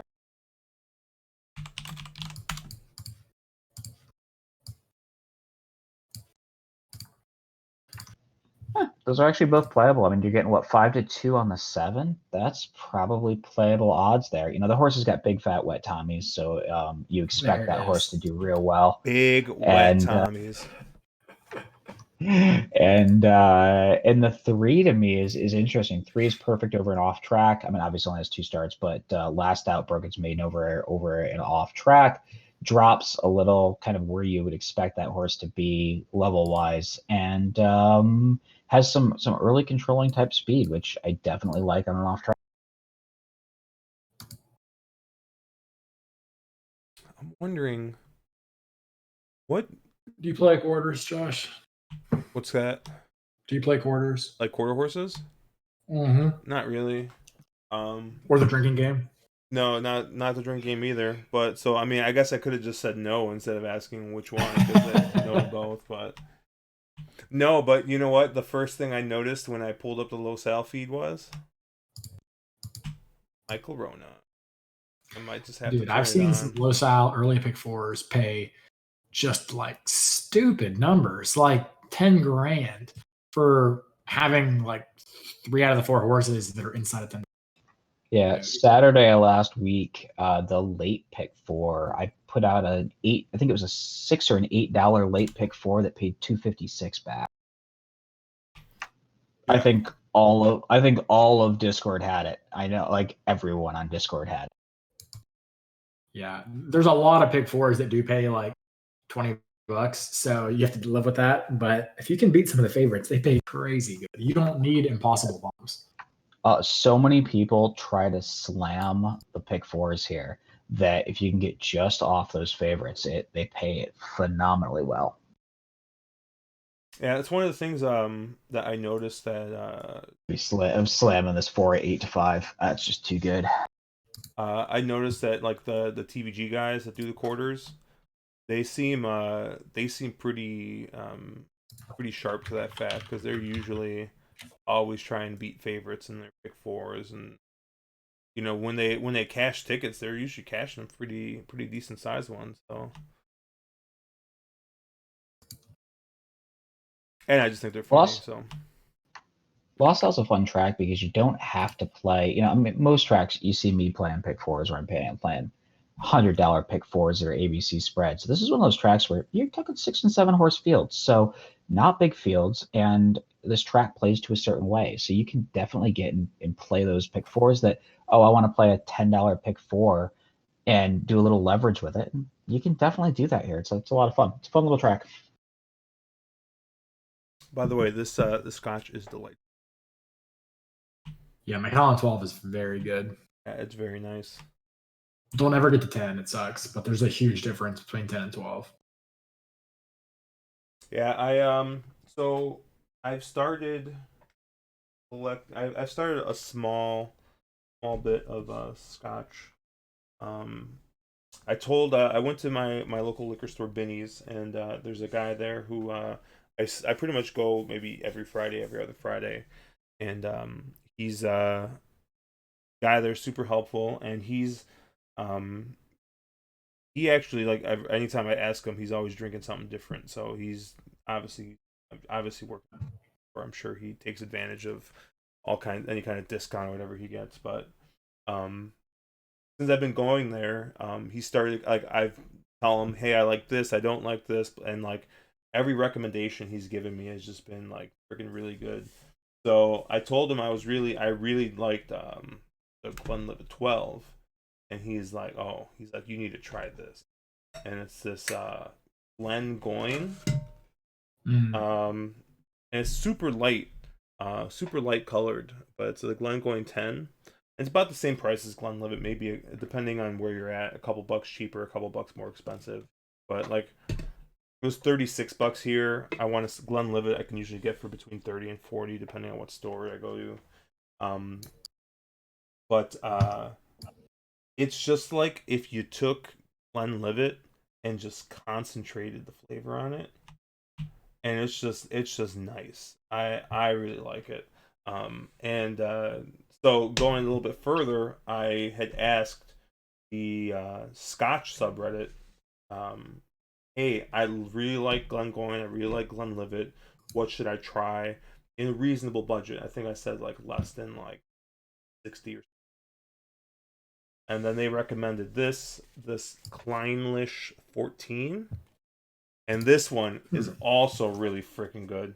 Like both of these bottles, dude, just like I really enjoyed it, and I just kind of bought this Macallan 12 on a whim today because I was just walking through. I had to go to the grocery store to try to find toilet paper, and when I failed on that part, I walked past the liquor section, and I saw Macallan 12 was marked down from I think $78 to $57. So I was like, well, looks like I should pick this up. So picked up a bottle of this, and it took me an hour to open it. So that was probably the discount right there. And then, but yeah, really happy with this. Yeah, I've never had that. I mean, I've had Macallan 12. What did you say it was called with the K? Oh, the Kleinlich, this one? Yeah, I've never had that. Yeah, this is I forget. It's in that same like Highland. Yeah, it says coastal. It says coastal profile. Highland. Yeah, Coastal. and Yeah. when I forgot who I was talking to, someone had said that like the that like they distill it in the highlands, but like the warehouse is somewhere in like the valley or in the lowlands or something. So it's kind of weird. Like it's unique in that way. But yeah, I really like this. I'm thinking that this might be the only. I don't know how many bottles they put out. This was the only expression that they had at the liquor store. So I don't know if they mostly like produce stuff for like one of the big blend houses or what have you. But this Yeah. Glengoyne's really good. I've heard good things about. Yeah, the guy said that there is a difference between a 10 and a 12 year. The 12 year is like I think $50. And he said there's a difference. He's like he can't, but he said that he doesn't know if there's $15 worth of difference between the two, but he does say the 12 is better. So I'll probably be picking that up. I saw they had a gift set from I think Christmas with Glengoyne 12 and one of these fancy Glencairn glasses. So I'll probably pick that up because I'm a sucker for glassware. Yeah, this four got a little short, so I'm playing a 4/256 double in the early at Los Yep, I just bet the two straight to win. Listen to the thanks, Josh. nice dulcet tones of.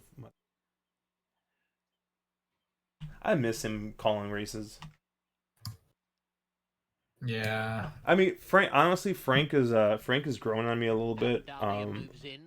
I think since I associated him with Monmouth, and I didn't really care for Monmouth with the juice situation over there. With Service and Navarro winning pretty much every freaking race there. So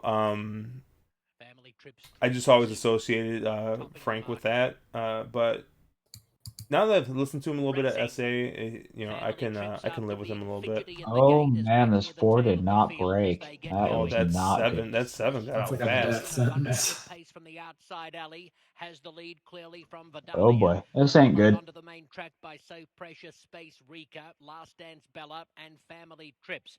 Miss Swiss trying to exploit the scratch of Linda and Minda, bowling along on a clear-cut lead with a quarter mile to run from Vidalia, followed by So Precious, Space Rika, Last Dance Bella, 5 off the lead, and Family Trips trails. 3/16 left to go, and it's Miss Swiss by 3 parts of a length, urged along on the Well, lead as that's Vidalia probably your reason for the closes in, and panicky So class Precious drop, huh? hunting the rail. It's a bit tight though for So Precious, who had to steady in upper stretch. Meantime, Vidalia sweeps well clear. Vidalia by 5 lengths from Last Dance Bella. So Precious getting through late near the inside, Yeah, but Vidalia yep, runs should out put an a B easy winner ticket. over So Precious, Last Dance Bella. Did you have both Chrono the 6 fourth, and the Space 2 as Rika Bs? or Miss Swiss. Yeah, 2 and the 6 were my Bs. That Yeah. 2 looked like he was gonna get there, and then he ran into trouble. When you run into Yep. trouble in these short races, you're done. Yeah, you don't break and you're dusted. Yeah. No, I mean that 4. I mean, it's one of those things you see that big class drop. That 4 came out of an allowance 12 and drops into here, and you go, oh, okay, it's finding the level where it belongs. Well, apparently this is more along the lines of something went wrong and they were looking to get rid of the horse.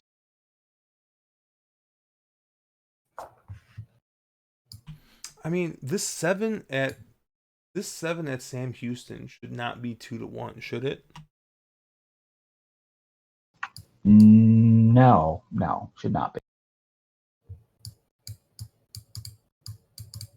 What in the world is going on here?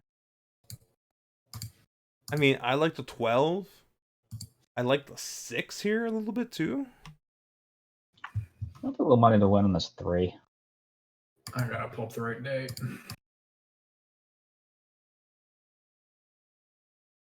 Yeah, this doesn't look. I mean, this is a 5 furlong sprint. Looking at the 7, the 7's got Quality Road on top, or is Quality Road sired, and I mean, I don't know. This looks like this horse probably screams longer, doesn't it? I mean, dropping in class from a turf race where you did no running, and a 5 furlong race where he ran out of gas. Like, I don't know. The 8 is got Jack's favorite sire, Oh no, who's that? Arch. Oh, is it? It's an Arch with Domingo Chacatlana as the trainer and jockey. Name. Old That one I'm school. smart enough not to say. Old school right there. Yeah, I kind of like this 12 here. I think the 12 is the 12 I think is gonna take all right to this mud here, and I also like this. So I think I'm gonna play some 6 and 12 and see if Deshaun Parker can redeem himself for that last ride.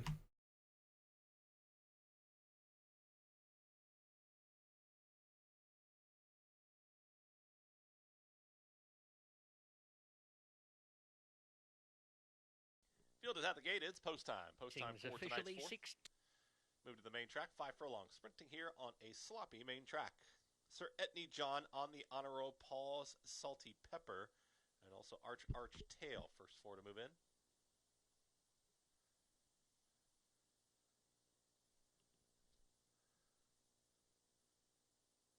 Paul's Salty Pepper. Yeah, 2 to 1 on this horse is Doc's crazy. Gold. Father Brian also. I mean, even if the horse wins, like Marcus. that's just.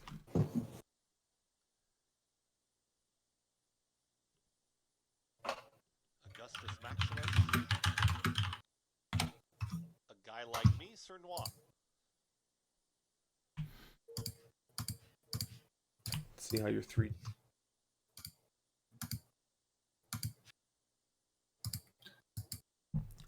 Caleb furiously clicking. All set. Whoa! Got set. Oh, Guy like me went 11's not happy. gate. Sir Noir went in. A guy like me went out. Crypto looks like he's on the 6, the Didn't get 8, very far. and the 12. Back around, reload. Dennis Trusty also on the 8. 6, 8, 10, 12.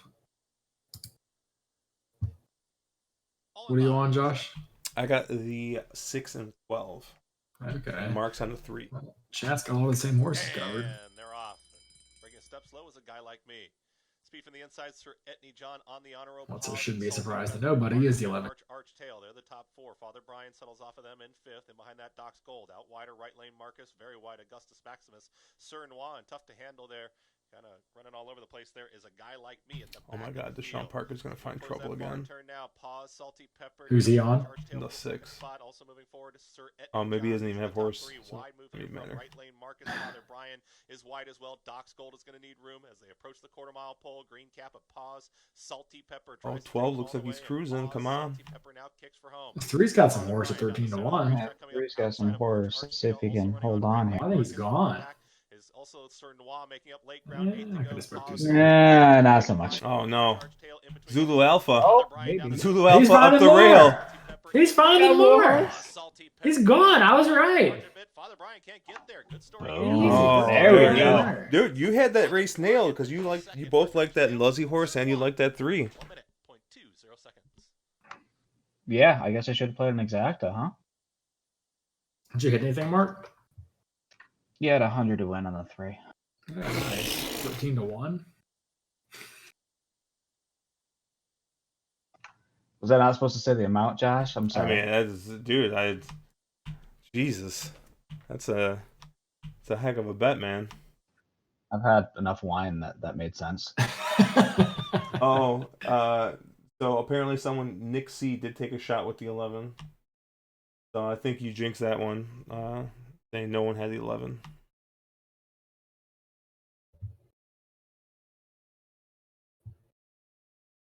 Nice hit, Mark.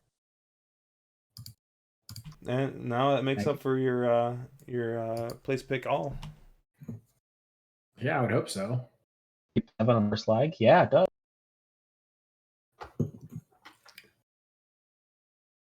Mark's throwing $100 bets around like we're not in a collapsing Well, we're all fucking working still. Yeah. Well, I might not be able to degen much after this, so That's true. Honestly, I was thinking that. I'm like, fuck, tomorrow might be the last day of racing. Yeah, for a while, better get your degen in hard. Did you see Dude. they're moving Arkansas Derby Day to Kentucky? Well, first Saturday in May. Yeah, I didn't see when they were moving it too. I knew they were moving it. Damn. Yeah, first Saturday in May is when they're making it. Yep, sixer tailed your 3, so nice call. Yeah, very nice sixer. Nice play. Always listen to the guy that doesn't play the track that he's giving hands out. Dude, could you imagine? That's Could you actually good imagine if racing shut down for like a month, and then the first thing that comes up is the Arkansas Derby? Just how much money would be absolutely unloaded on that? Dude, I think Fairgrounds is going to have a pretty big handle tomorrow. Yeah, agree. I think their handle is going to be phenomenal tomorrow, considering how limited things are. Because I think Tampa's running a abbreviated card. And it's basically Gulfstream, Fairgrounds, and Santa Anita behind that. So I think they'll see a lot of. So actually, you since you mentioned it, I'm gonna pull up horse Tourney.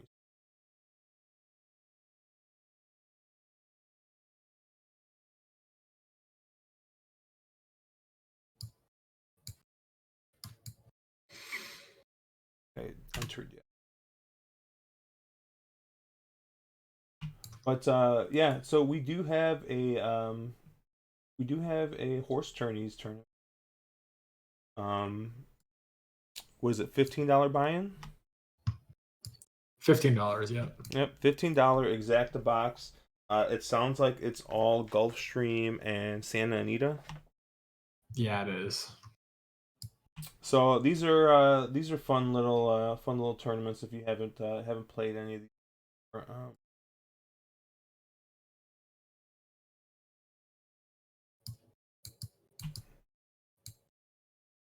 Desktop.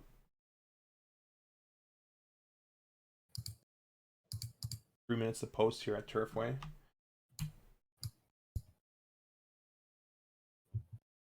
And then I know I saw that you were talking, Caleb, that Express Bet's got a nice tourney going tomorrow too.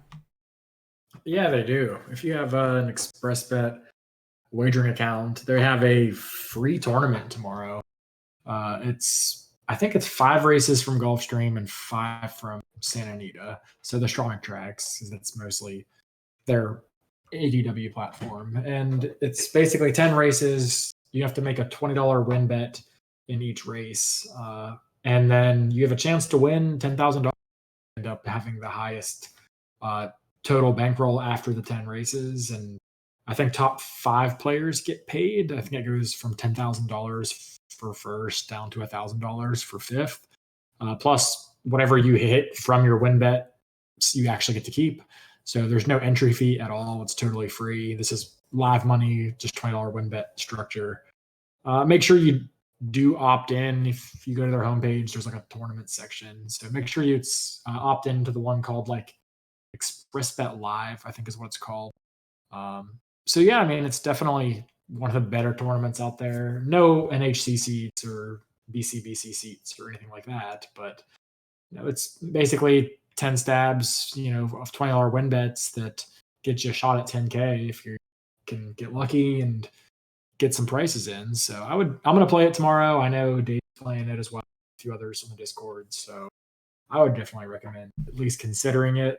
If it's, you can look at it like a $200 buy-in, and if you hit 1 or 2 win bets, you probably cover your cost. So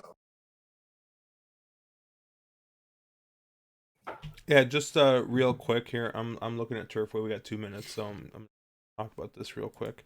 This is one of oh crap! I keep pulling up the wrong damn page. This is one of these races here where you got a bunch of maidens that just like haven't won.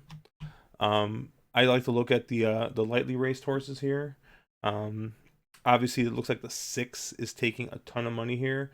However, the 6 is also a bit of a loser, seeing as he's 0 for 4. Did run a really big number last time out at 1 mile and 16th.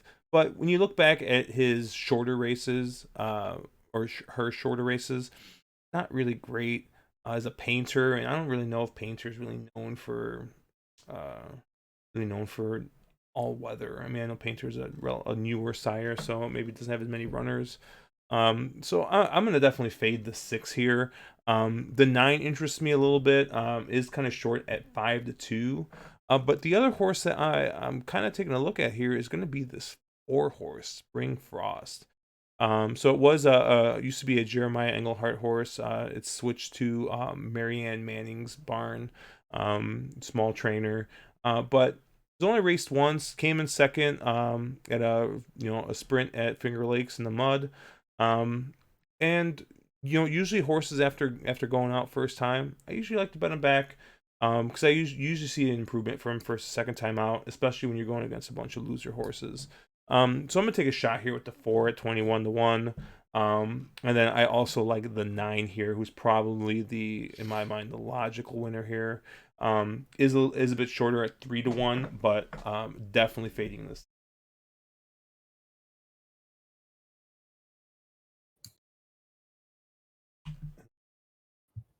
Talking and not a lot of betting.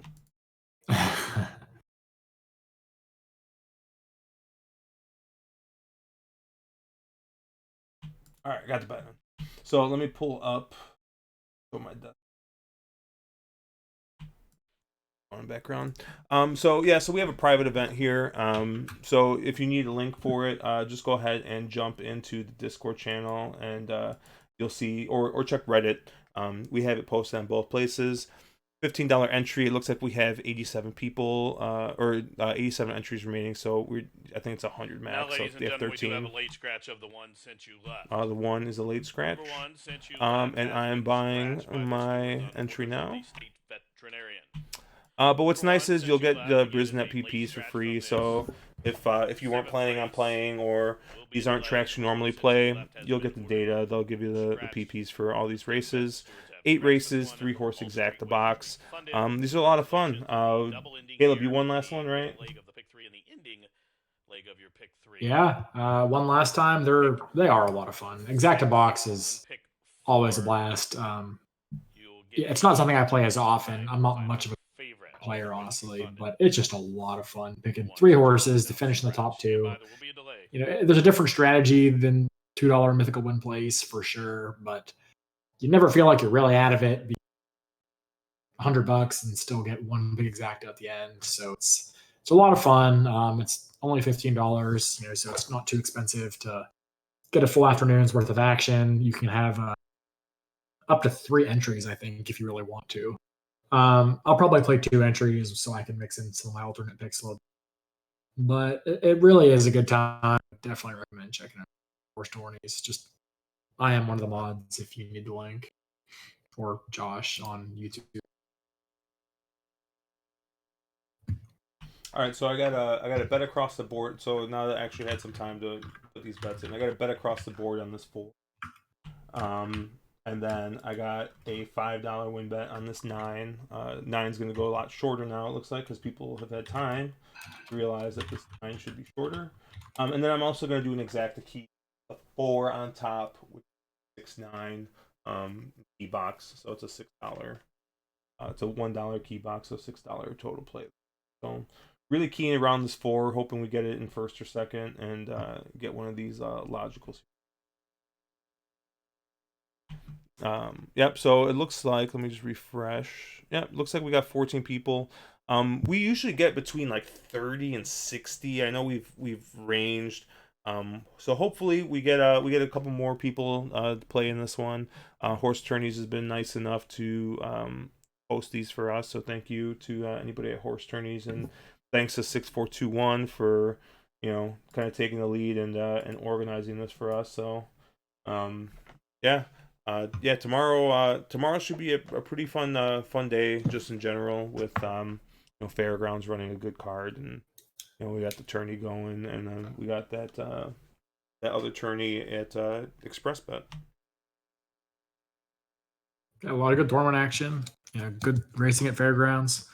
So take advantage of it while you can. I think we're gonna have to. I think I might have to see if I can message Express Bet. See if they. You should do it. I mean, there's no real benefit to being on DRF bets if you don't actually use DRF people. Yeah, you know what? The only real reason I signed Now up we'll for load in once DRF again bets for was race because number 7 maiden special weight. they had such a good This is mare. sign up This will go bonus. 6.5 furlongs. First Which, 46 down if from you number haven't yet, 2-1 if you are Arena. someone who's newer, I This did put last up start is a swap like a short insert, so round ADW video. And one of the things I do 25-1 stress today. is make sure you clear all your sign up bonuses. So, if at all possible, get those sign up bonuses Now done. late money coming in on Mo You for know, me. if worst case, if you don't like the platform, you took them for their money. You know, it's essentially like a built-in rebate to try out their platform. So, I use Naira Bets. I know Mark, your NH Play or your some rebate shop, NH Play or AM Wager. Yeah, I'm through AM Wager. For most of my volume, I use NH Play, so I use a couple different platforms that interface with them to get their rate rebates. Predominantly AM Wager, and then a little bit of Saratoga Bets as well. But I do have. I mean, you say that, but I also have a Naira Bets. I have a DRF Bets account. I did the same thing. I took advantage of all the wagers, got all the money back where I could, and I will also, if one of them has a crazy rebate, you can do the math and be like, oh, this is better than I could get anyplace else. I'll play this because I can get the rebate that's, or the bonus, which I think is advantageous. So, things like Naira Bets used to have the late pick 5 at Saratoga, which was exclusive through them. Or sometimes they'll have just a really awesome reward bonus, which is, hey, I was going to play the sequence anyways, and they're giving a reward that's just better than I could get anywhere else. So I'll play through it. Yeah, and it's real important. I know there was a I guess I should probably show this race since I have the audio going. I know one of the big things one of the guys on one of the In the Money shows was talking was, getting a rebate was such a huge deal for him, and essentially turned him from a losing player to a slightly winning player. So yeah, there's a lot of people in that spot that are 5 to 10% loss on an annualized basis players. Getting into a good rebate shop can basically shoot roughly break even some of your big players and then put them over the top. Yeah, I mean, I think most of us are aiming to sort of break even, and all of a sudden, if you find, hey, I can get a rebate shop that gives me 10%, and you can break even, well, then you're making a 10% profit, so the return is actually quite nice. Are you showing Los Al, Josh? Not yet, but I can pull it up. You're 4 minutes to post in a second, so I am planning. I'm gonna play back as a pick 3, 256 over 16 over 6p pick 3, and try to slam it a little. Another. Oh, this is a longer race, huh? Wait, so Yeah, it's a hook. Is 870 shorter than that's shorter than 4.5, right? It's 4. 4? It's 4. It's 4 right on the dot. Yeah, well, Gotcha. It's almost exactly 4. It's the closest you're gonna get to 4 furlongs. So. I mean, I use the Paris horse here just because he's real good with that trainer, and also the trainer on the 2 is a 43% trainer. So you'll see these things at Los Al where, hey, I get a 43% trainer at 3-1. That's kind of, you go, oh, well, that's good value there. The 5 is the favorite here, which is way over bet. I mean, the horse is very logical, but well over bet here, or I would say over bet. And then you're getting Goosey on the 6 as well, he's hitting at 35% this meet. He's been absolutely lights out. So those are the 3 that sort of made the most sense here. I'm okay spreading here. Hopefully the 5 doesn't win. I can catch either the 2 or the 6, and then this little pick 3 might pay okay. A little leverage to it. Yeah, upon first look, I really did like the 2 and the 6. I don't pay super close attention to Los Al, but Paeras I know is really good jock. He's a 26% on the year, so he's him and that 43% trainer are hitting it right at 26%. So looks like a pretty good play. The 5 does have Bednar, he's all right. I'm not super I swear, like, he's always around that like 15%, which you got to remember, since they were playing at such shorter fields, that like a 20-25% is a little bit less impressive than it might be in thoroughbred racing. But the horses never missed the board in at this distance, so probably a rightful favorite. And it's got the highest speed figure at this distance, so. But much like I am keen to do, I'm gonna try and beat here, but yeah. I'd say the only thing you don't necessarily love is both, if you're a class person, which you kind of have to pay attention here because I find it lost out does make a big deal, is 6s coming out of a maiden 8 and stepping up to a 10-8 allowance. So that's a massive step up in class. The 2 is taking a slight drop out of allowance 12 to allowance 10-8, which is almost a flat transition. There's not a lot of drop down there. Whereas, the 5 is probably taking all this money because of the fact that all of those races at Los Al, where this horse has been sort of at this field or at this level. But since breaking the maiden, the horse has, finished second twice. It's sort of a horse that the type you want to fade. Now, I'm pretty sure I'll end up putting the horse in the winner's circle, but, the 5 is the kind that you kind of go, the horse really hasn't been winning at this level. So, yeah.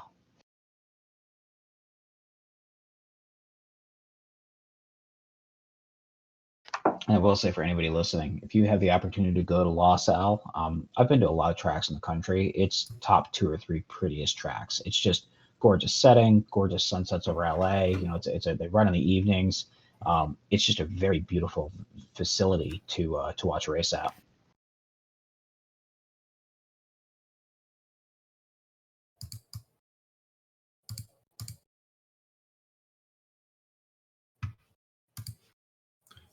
Man, there are some ugly ass races.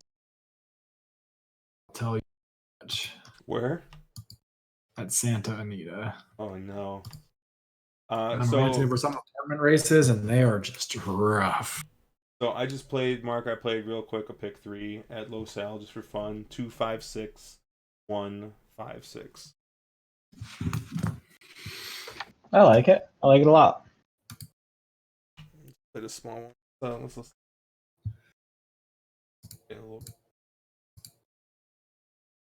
Yeah, the 5 reared pretty badly in the gate. I also have a flat win bet in the 2. Now he's still just behind the gate, actually. Big money win bet? For me, yes. And they're backing Chico $5. out of line. Oh, big spender.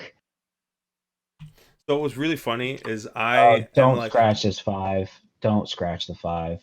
I am over on any kind of win bet that's bigger than like $25. I've probably made 6 or 7 like $50 win bets, and I've whiffed every single one. Most of them were because of that,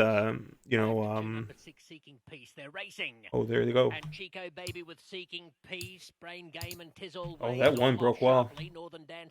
One broke very, very well. The 2 sitting a great trip. Horse Brain Game who goes to the front. Tizzle waves a half length back second. Seeking Peace running third, operating from off the pace. Actually, Josh, your 6 is looking real good. Of Chico Baby. And on the inside, Northern Dancers Ghost. 3/16 left to run. Tizzle Waves and Brain Game together. A length and a half to Seeking Peace. And 3 lengths to Chico Baby, Northern Dancers Ghost. Whoa, blow the turn. Yeah, blow the turn. Your 6 is rolling though, Josh. As long as the 1 doesn't win. Or the 5 doesn't win. 6 on. There you go. Nice, Josh. Very nice. I've made a run there. I thought you would. Oh, did you win bet the 2 or the 6, Josh? I win bet the 2. Oh, that sucks, man. Horse blew the corner too. Yeah. That sucks. Yeah. I had a small win bet in the 6, but I have the 6 in the pick. By the way, if you wonder why Goose hits it at 35%, that's rides like. He's very good at making a lot out of sort of nothing. Yeah, I can't believe Pyrrhus blew that turn that bad. Dude, Pyrrhus is just he's sometimes he does Pyrus to me is better on the straight line races than he is on the hooks. Where Goose is good on both.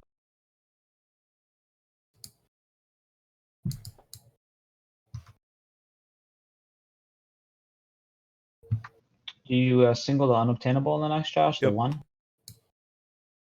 Yeah. Which, after seeing Pyrus ride that last one, I am not feeling great about. Yeah, the only reason I used the 6 as well, just because the 6 was 6 of 9 over the track. I mean, the horses loves Los Al.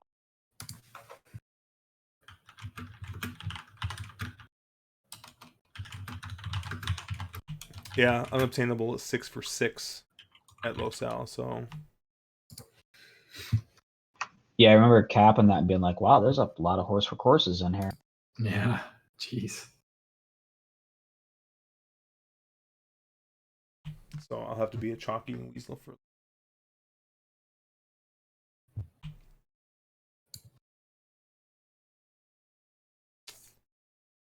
So 4 Sam, months out of Sammy? yeah, I'm looking at pulled up Sam Houston. I always have a hard time finding the freaking Sam Houston PP because it's Houston instead of, I always trying to look for S. Mm-hmm. All right, here. I sort of like the 7 a little bit in this next. There's a lot of horses in here that have proven they don't like the off going, and the 7 actually ran fairly well. If you look at the races around it. Now, obviously, back in 2018, June of 2018 at Churchill, so a lot has changed since that. But Deshaun with the mount, he rides real well at these little tracks. Horses 1 for 2 across the track, and I assumed the 7 was going to be the favorite, and the 4 is just taking huge money here. Yeah, the 4 is taking a ton of money. Another Lutzy horse taking a ton of money. It looks like Scott Young with the huge class dropper here. Yeah, big class drop, 1 for 2 across the track. Horse makes some sense on Tommy's. But yeah, I mean, probably a logical favorite, just not the one I expected. I also think you see people in what happened at last race, people picking those early speed horses. 4 could be kind of a loose speed type here. Yeah, it does look to be lone speed, or at Unless least the speed 2 of the go. speed here. Yeah, speed of the speed, definitely. I mean, there's other horses. The 2, the 5, all have speed in here. I'm trying to think anybody else here have some speed. Yeah, the 2 and the 5 have some speed in here as well, but 4 does look to be the speed of the speed. Probably, definitely the classiest.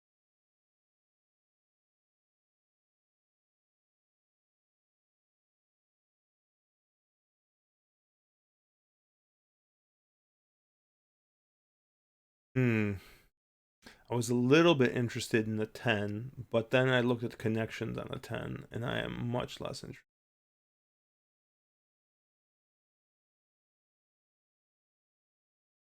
But it was mostly because I'm looking at his race 2 back at Delta. Yeah. Yeah, it's my issue with that 10. I mean, there's a bunch of horses in here that kind of remind me of this 10. Big Wet, Thomas, and Fig, but horses that have proven they don't like the off going. I mean, the horse is 0 for 5 on an off.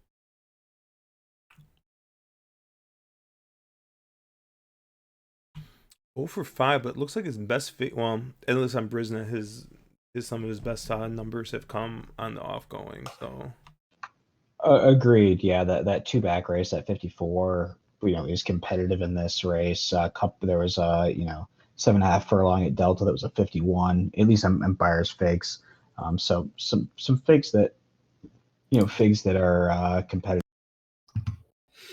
another horse at a big price that looks like he has some ability. At least it looks like he's got a little bit of ability on the off going. Is the 3 horse Arizona. I mean, you gotta get creative to get to it, but I mean, has been in the trifecta twice out of 4 times, so 1 second, 1 third.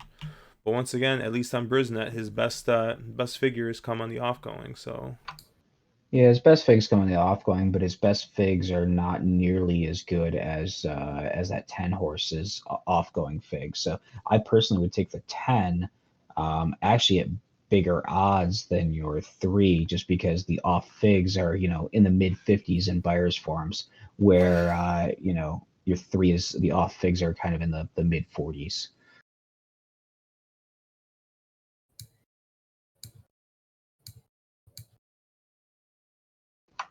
I mean, 4 just wires this though, right? Probably.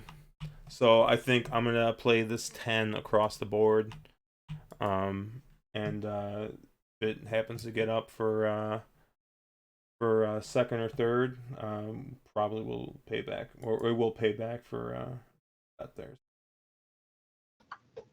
there. I was gonna play this 7, but at 5-2, I just can't. I can't get that.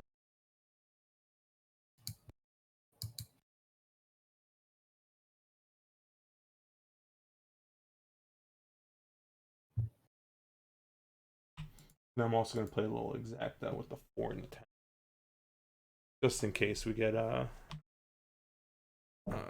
because I find it hard to. I don't see this 4 finishing less than second, so.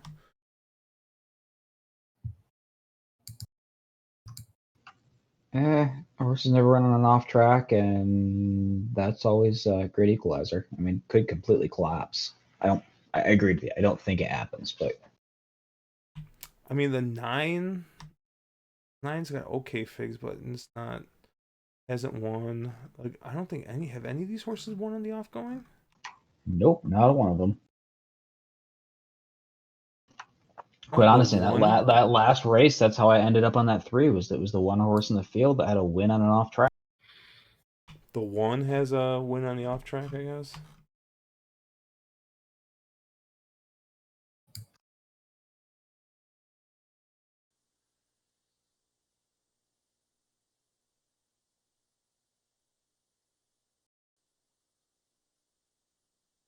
Let's see if this.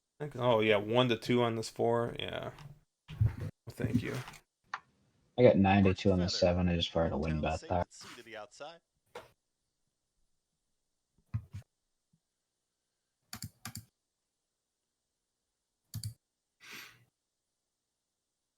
Caleb, what are you working on over there? I'm looking over stuff for tomorrow. You looking at your tourney plays, or are you looking at your exacta box? Well, a lot of the races overlap, so I'm going through anything that overlaps and I need for exacta box and for express bet tournament. And yeah, they're pretty. Some of the races are just terrible. At least at Santa Anita, pretty rough. How did this 7 make the lead? Mr. Midtown gets the lead. Railroader's going to track in second. In third, there is Arizona. Oh, I'm sorry. Whew. Yeah, it's I'm on bad with colors. Yeah. Brangelina Grand Red is 3 wide in that mid pack. Further back is the Gray Sweet Gossip. Chronocura is going to try and save some ground now. Towards the back is Arch Feather and Save and Z. Moved up on the front end, Mr. Midtown's got a 2-length lead. Railroader tracking in second. Arizona's in third. Brangelina gets a little closer in fourth. Going to follow that move is Grand Red. Still at the rail is Hero of Fire. Now 5 off the lead. Sweet Gossip. Chronocura is alone there towards the back of the field with Saved at Sea and Arched Feather, 23.66.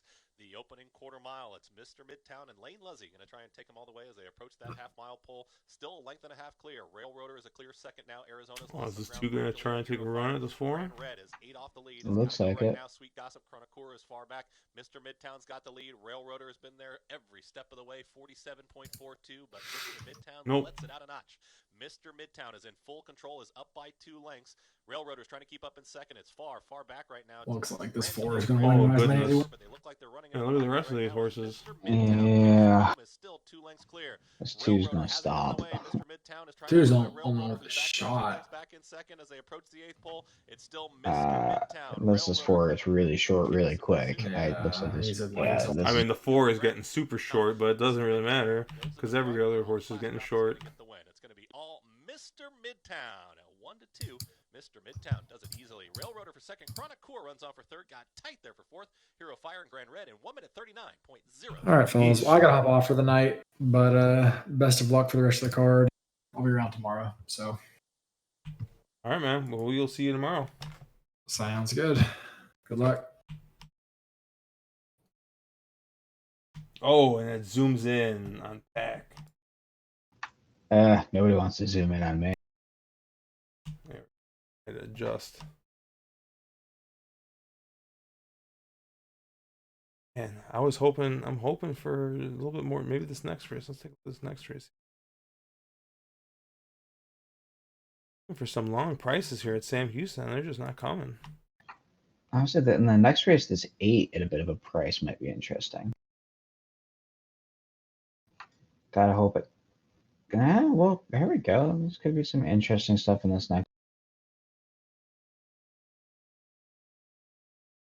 Oh crap!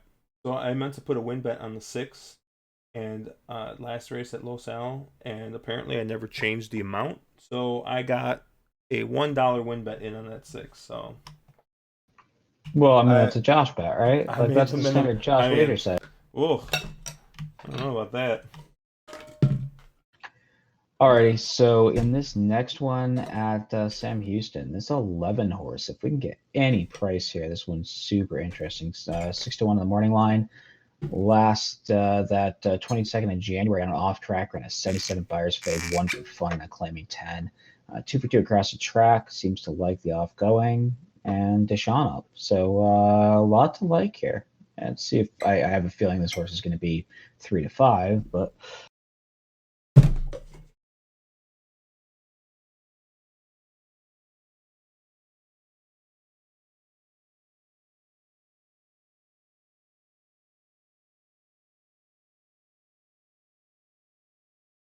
Call me Richard.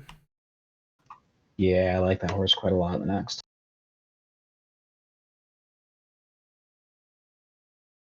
Yeah, 1 for 3 on the offgoing. Take a quick look, see if any of these horses look like the offgoing. 8. And I'm really confused by the odds at Los Al. Of course, there's a whole, $2,000 in the pot, but why in the world is 3 his favorite? I do not know.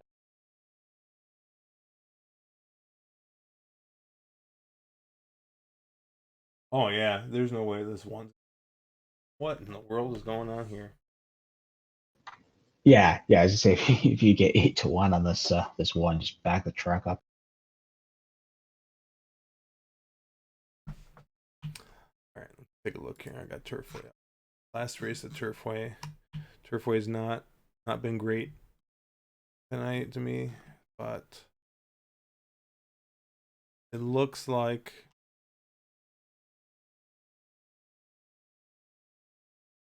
we might have.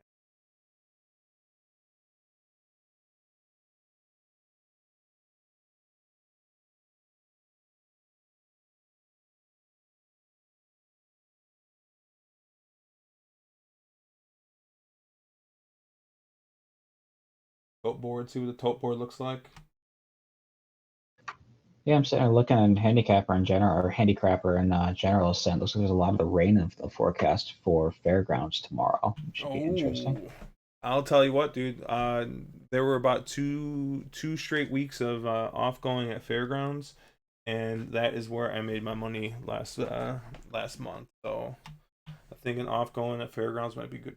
But that would suck because if they take any of those turf races off, those turf races look pretty solid. So Yeah, they're gonna scratch down big time. But I'm looking at the amounts, and they're talking 4 100s, 2 100s. It doesn't look like there's gonna be any sustainable rain, so I don't. There is a chance of rain, but it's very light. It's very small amounts, so hopefully this all stays on. all right, so it looks like the 10 making a bunch of money.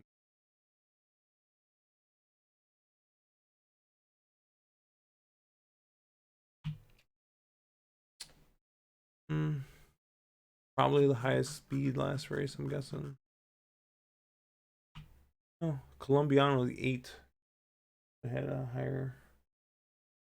Oh, so what about this? Oh, well, he was also sprinting. So, sprint to route. John Hill looks like he 2 for 8. Really anything.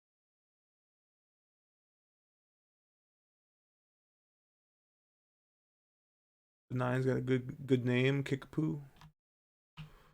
But not exactly done well at the distance. Those seem to like the all-weather, but not. I don't know. I always find it weird when horses just run 6 furlongs, 6 furlongs, 5.5, 6.5, and it's like, hey, let's try a mile. Like, last time you tried a mile, it did not work. I made the last official at Sammy yet? I'm still not seeing odds for the next. There it goes. Oh, yeah, and the 11 opens at 1 to 9. Oh. Really? First tick was 1 to 9. I haven't seen it. It hasn't updated for me yet. Oh, it just went. Still don't see it. Oh, there's only $9 in the pool. Well, that'll change. Well then. By the way, what kind of wine are you drinking over there? Oh, I'm drinking cheap red blend out of a box. Yeah, is it like the Boda box or the? It is a Boda box. It's There you the they're darker, they're drier red blend. Okay, Sporting Chances likes the 4, 9, and 10 in the last at Turfway.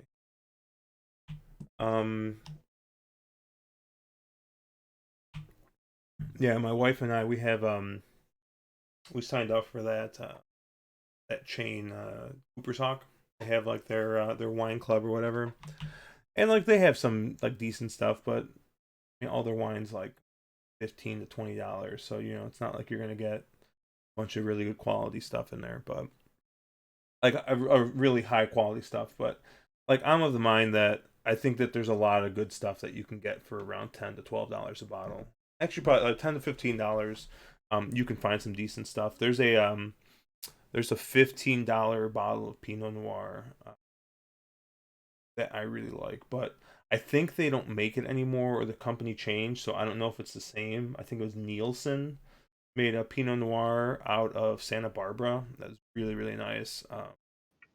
There's But a lot of good wines in the Santa Barbara area. Yeah, I was out there for work, and there's definitely some. It's interesting driving through in these little small vineyards that put out some real good stuff, and it's not your normal California stuff. No, it very well could be.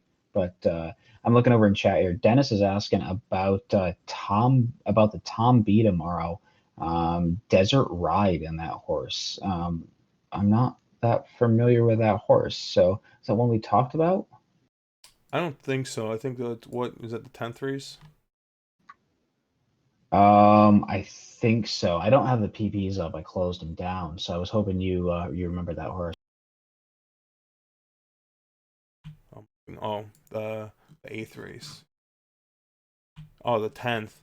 It's a Neil Howard horse, or Nell Howard. Sorry, I think. Yeah. And No, is it Neil? I can't tell. It's the print's real small on my screen. Sean Bridgman riding. Looks like has been running in stakes races. Ran in the JC Oaks Invitational at Belmont. Finished eighth, so finished last. Didn't really run much there. But this is an Ontario bred. Yep, Ontario bred. So won a couple of restricted Ontario bred races.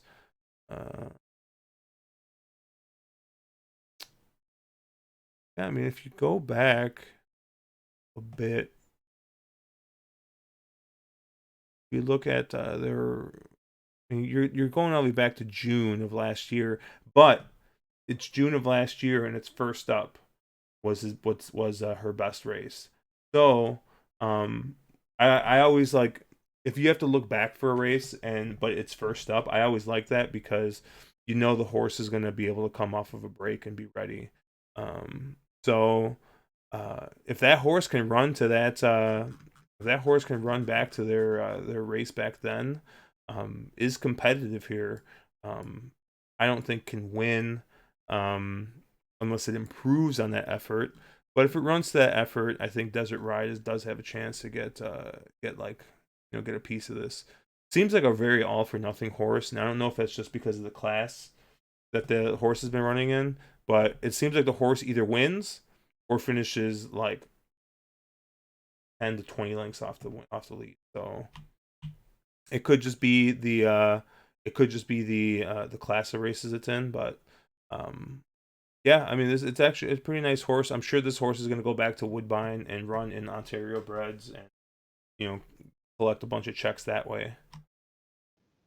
Yeah, I have a really hard time getting here. On Buyers Figs, even that race you're talking about, that that first off the long layoff in the Woodbine Oaks, which the horse won. The horse came from out of the clouds in the Woodbine Oaks, but that race comes back in 83 Fig, and there's horses that can run 15 buyer points higher.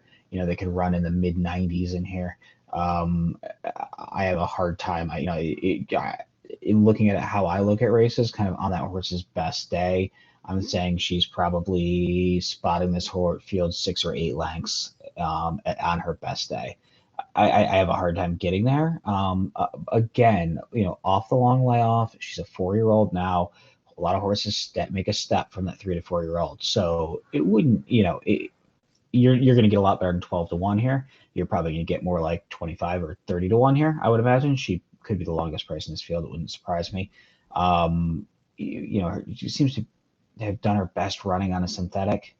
Really hard horse for me to get to. She may be talented, but I would tend to give her one and see what she comes back with, and maybe she hits the board, but hard one for me to get to.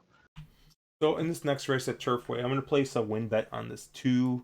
Looks to be pretty close to lone speed here. So I'm going to take a chance with this 2, see if it can wire the field, or she can wire the field, or he can wire the field. Yeah, I was right. And then just in case if not, I do have a exacta with the 2 keyed in first and second, with the 8, 9, and get this 2 in first or second with one logical outside horse. And we'll say I'm sitting here looking at Los Al 2 minutes to post. You're getting 5 to 2 on this one, which is Josh's single here. There's a lot of value there. I'm shocked that this horse is sitting at 5 to 2. I would expect it to dip, but boy, you're getting late for it to really move a ton. It seems I don't understand why you're getting the odds you are here. They are at the post, and they are off. Quick beginning for Valid Storm, also quick into stride on the stretch out, Kickapoo. And from between horses, Gray Donovan into the first turn. Valid Storm shows the way as Fred's Country Boy just got put in tight. Gray Donovan bounced around as well. Kickapoo advances cleanly to the outside in second. Oh, 2 got a pretty easy lead here. Or not so much an easy lead, but they didn't have to really work for it. The 9 and the 11 both had to hustle kind of hard here for the lead, so we'll see if this 2 can pull away a little bit. Nautical Legacy and Wilbur. Senior Wilbur's at the back of the pack. He'll come running late, though. 12 lengths top to bottom. 23 and 3. The quarter was quick. 3 across the course. Valid Storm, Kickapoo, and a 3 wide Resistance Jack. Fred's Country Boy in a perfect stalking position from 4th. Columbiano being asked to quicken to the inside of Gray Donovan. Then comes Per Cat, who's in a perfect spot as they took the half 47 and 3 into the turn. Valid Storm still there. Kickapoo poised to pounce to the outside. There goes a 3 wide bid from Gray Donovan. Fred's Country Boy to the inside. Now, Percat advance up into 5th as they continue to race around the turn. And Just Another John with a 4 wide bid coming out of Blue Silk's green cap. Take a look at Just Another John as they round the turn to the top of the home stretch. Valid Storm will cut to corner. Kickapoo. All right, 2 put the 9 away. Donovan, all of a sudden being bounced around the favorite. But not going to be able to put away the other 5 horses passing him. Here comes Percat to the inside of Gray Donovan. And Percat advancing up to the inside. Gray Donovan is back into second as they race down to the line. Percat will win for Jackson and Deegan. Finishing second was Gray Donovan. Tight for third, either Columbiano or... All right, good. I don't have to look at that shit anymore. Turfway has just been so all or nothing for me. I either have a really great night or it's just...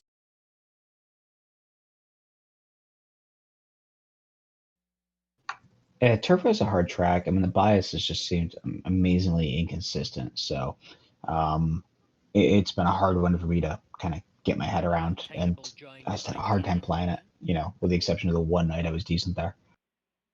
I guess I was more decent at Delta, but Yeah, I'm going to win bet this one at 5 to 2. I think it's value. Yeah, I would agree with you there. I think it's value as well. I'm actually debating 2-1 now, ready. but It's just Bob joining the line. And Quantum Force will complete it. sorry, Josh, I'm mushing you. 6-5 for number 3, Kenny Benny. 8-5, number 1, Unobtainable. I've win bets on both the 1 and the 6. Ready.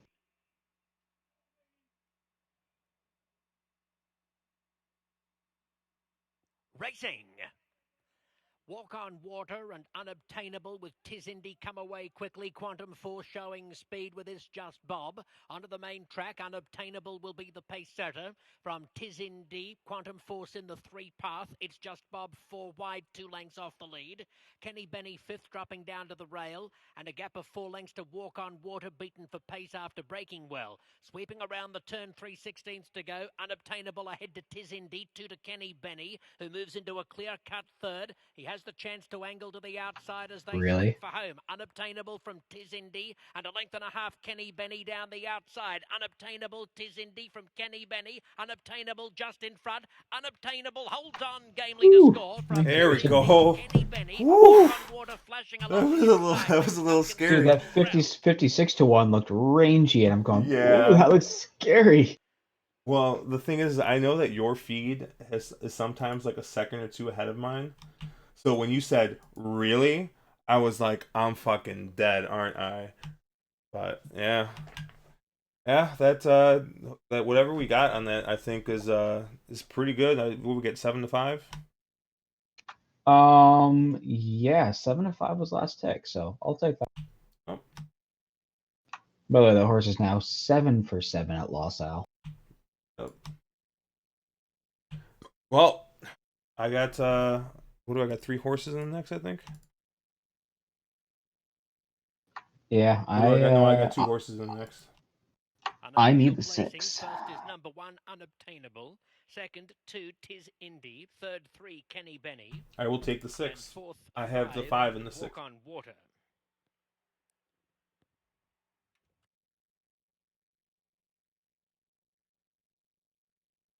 But I'll take my $7 from that.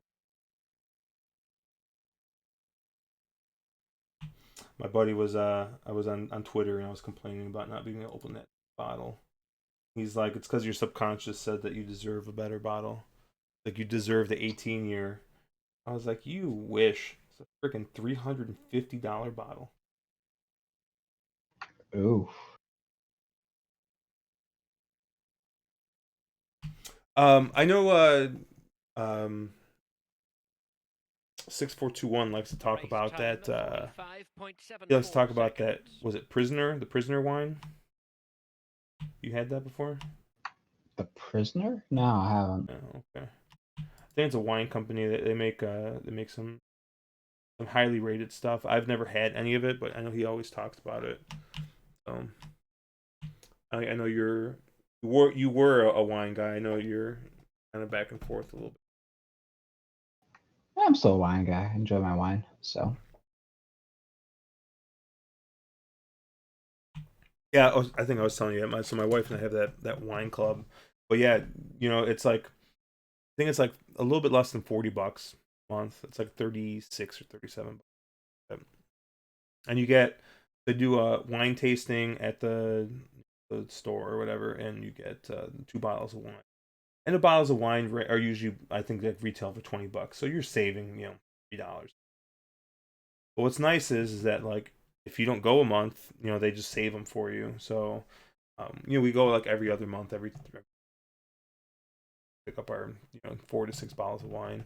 You can also use them in the restaurant, or you can have them on site as well. So, anyways, yeah. So we probably got a case of wine, like waiting to get picked up because we haven't gone in a couple months, and now they are one of the first places that shut down. Like they shut down completely. They're like, nope, no takeout, nothing. So I'm like, dude, whenever this thing freaking goes out, like I'm probably gonna have like a case and a half of wine to pick up.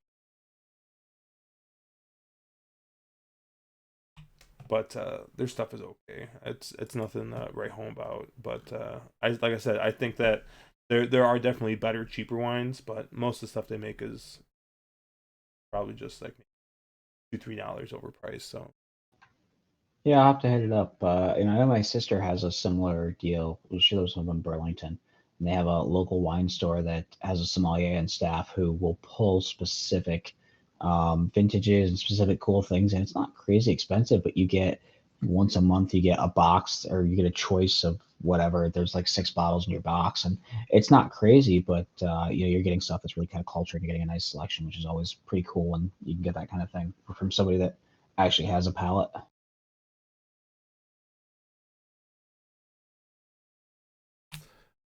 the 6 might be a bit of, well, the 6 is stepping up in Hey, class a Sammy? bunch. Yeah. 5, 7, 8. I kind of actually did.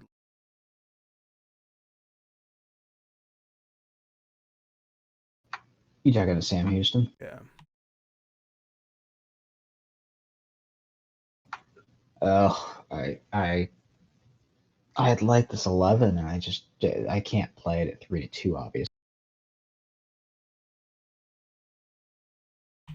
What about this 12? That was the other one that was a little interesting. I mean, the horses hit the board twice on an off track. The problem is the figs came back real light. I mean, a 28 and a 51 when others in this field are running in the 70s.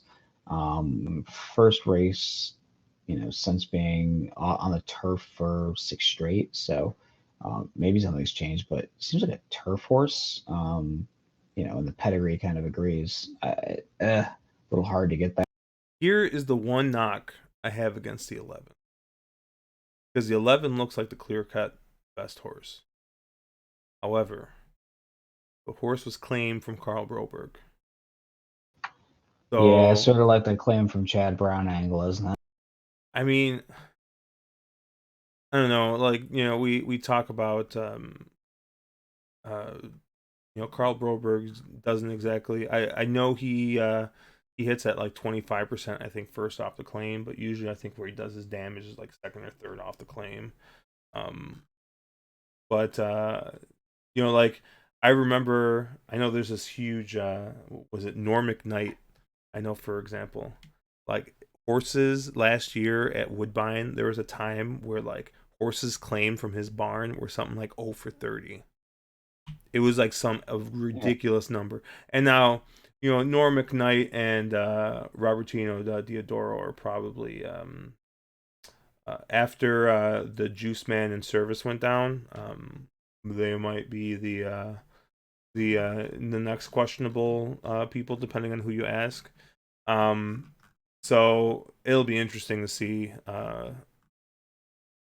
how horses claimed away from Broberg and those other. Well, see, I always have a hard time with Broberg just because he's at such low level tracks. Kind of like how Steve Asmussen always dominates those other low level tracks too. But then you got to think, if he's such a good trainer, why doesn't he have good stock and move to bigger tracks? We could talk, obviously, back and forth about what we know, what we don't know, or whatever. But I actually think the horse that's value in this race, if we're gonna, besides the 12, I mean, maybe take a shot with the 12. I think the 6, being claimed by Broberg, mostly because this looks like a dirt horse, or at least has been running on the dirt. I mean, I know this horse has got 23 starts on the turf and seems to have done, but didn't really seem to run all that well on turf. Seemed to have been much more successful on the dirt, and hasn't won on the off track, but 4 out of 7 in the money, so might be worth taking a look. If this horse was running on the turf, absolutely not. I think this is way too. This horse is out of its depth, I think, in the turf. But looking at its past races here, on the dirt, this horse might fit a little bit here. The horse in here that I mean, obviously I talked about the 11. I think the 11 is a class of the field here. The other horse that's a little intriguing to me, and this seems like a Josh Special kind of horse, is this 9 Clipboard Money, who I think is with the longest price, second longest price on the board, whatever. In here, if you look at the horse's one off-track race was in a freaking maiden special 76 at Churchill Downs, was in tight, steady at the quarter. That's kind of a toss race. Has a ton of early speed, and we've seen the last 2 races at least where early speed has been holding really well. I mean, obviously stepping up in class here and doesn't have the figs that make any sense, but on an off track, with it seems to be pretty speed favoring. Well, the horse is kind of a little interesting. You kind of sold me. I think I'm gonna go with the 6 and with the 9, and we'll try and get some money out of this clear favorite here, the 1. So If you can link that together in an exacta, it's going to pay a small house.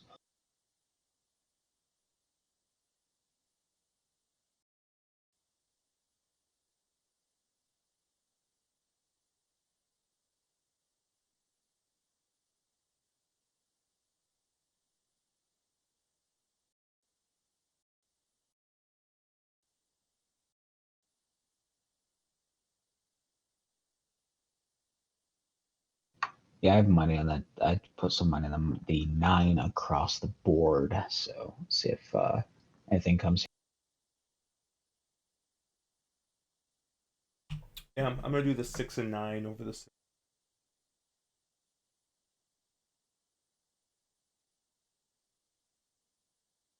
Only paid like $16 or $15. So, but I think I really do like the 6 and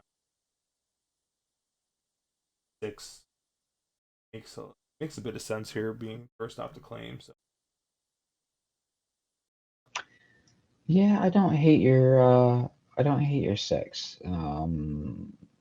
But yeah, no, I can see it first off the claim for Broberg. That's where he kind of does well. So yeah, he's with 27% first off the claim, and these kind of tracks are where he does well at. And my only thing is the horse is over 7 on and off track, but I can get where you're getting to here with that horse. You should talk Beta Lake. Sixer actually asked about the 3 here, Was in, backs out. but at least like from my first look, the bigs didn't look close for this 3. Yeah, that's a hard horse for me to get to. Doesn't have nearly the early speed, and I haven't seen a lot of closers firing real well. Really terrible wet timings, 273. I don't see a lot to like here. I mean, yeah, I don't really, and stepping up in class on it as well. I just don't see what's really there to like. Yeah, the one thing I could maybe see is the bullet work last time out, but even that is just not. Oh, are they scratching the 9? Oh, come No, they're on. scratching the 8. Oh, Oh, what are they okay. scratching? What are they scratching? Or maybe they had the wrong signs up. Yeah, because there are 3 scratches, and I don't see anything else being Yeah, scratched. no, I saw that they had the 8 up there, so I think they just had the wrong signs up. Yeah, Yeah, okay, they're the wrong up. yeah, Yeah, they they're had the just wrong moving things it up. around to Yeah, I fix it. was like, what the heck? Normally when Talk now moves forward. you see guys start pulling the signs off, you're like, oh fuck. But it looks like they just fucked up. Sterling Appeal. Beta Lake Lindante. The will pays on the pick 3 look okay. What are the will pays to the 6? I haven't even looked at. It was like $78 if you're 2. So what is that, like 39? Oh wow, For that's Lindante, I'm quite a bit more than that. So no, that'd be nice. Yep. I mean, I played the $6 pick 3, so like $6 total. I paid for $1. So if I get Bad boy. if I get either of those home, the 9 pay or the 5 pays significantly more. I think it pays double that. So, but I either think of I those home make a decent profit there. give a $10 pick 3 to the 6. I think is how I played it. So yeah, that'd be nice.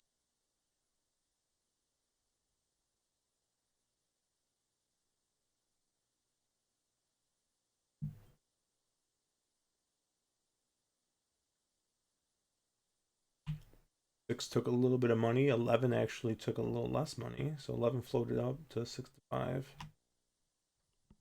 Bold capo to the outside. Oh, never mind. Clipboard money. Now in, now out.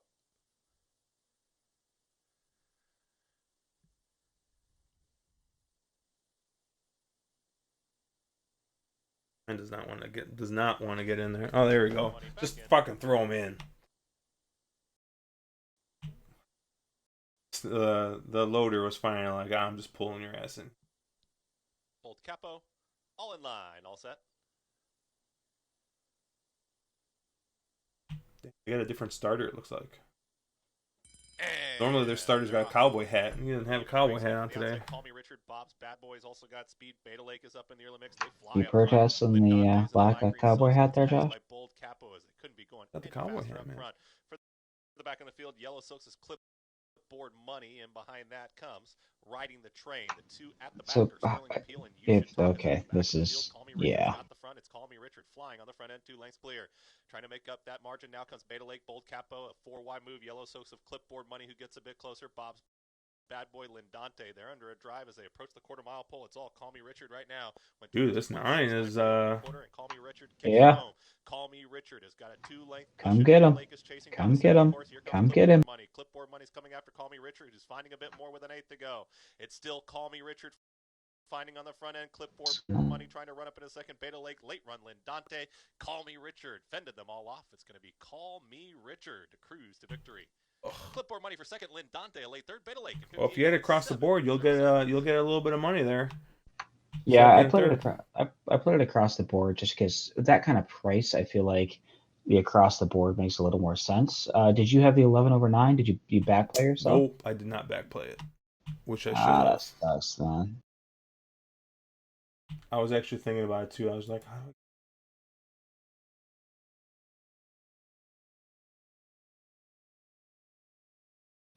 God, maybe I should play more Sam Houston. This place is kind of fun.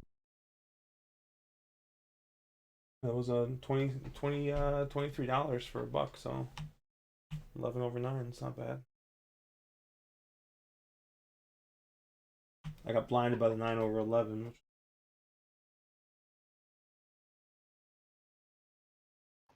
Sometimes you just gotta take what they give you. No, man, you took a stab and had an opinion, and there's nothing wrong with that. And honestly, down the stretch there, it looked like that 11 might come back for a second. He kind of re-rallied there a little, but you kind of go.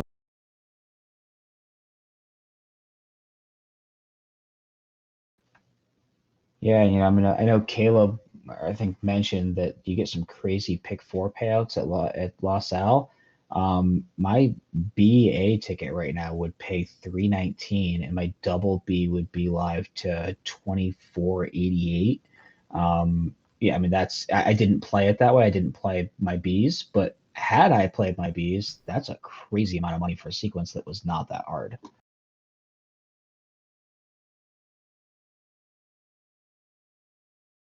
And you get a lot of this at Los Al. It seems to, yeah, it pays well.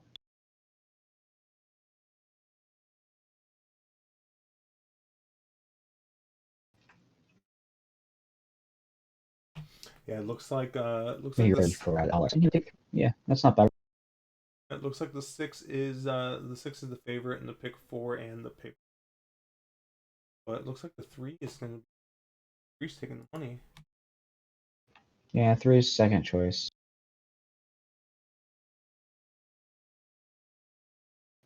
In Goose A Trust, let's put it that way.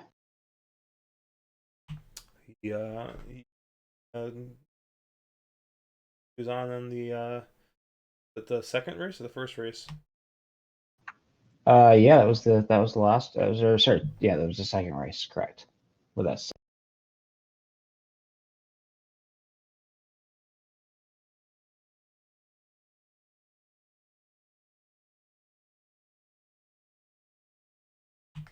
We got 8 minutes to post to this Los Al race. I think this will probably be the last race that we do here, and then we'll start. I know I'm gonna start taking a look at stuff for tomorrow. So we'll all be around here I know Caleb's planning on being around at least during the morning. I think he's got some stuff in the afternoon, or I don't know. I don't think many of us have anything much we can do, so we'll I'm sure we'll be around. You know, they I know stuff's been getting a little crazy. They did they announced, what is it, shelter in place here, so not really supposed to leave the house much. Yeah, I mean, we're a little more free here. They haven't done anything like that, but I'm not going to be traveling much. I don't really have anything planned. Kind of going to be smart and chill around, and yeah, probably play around with some.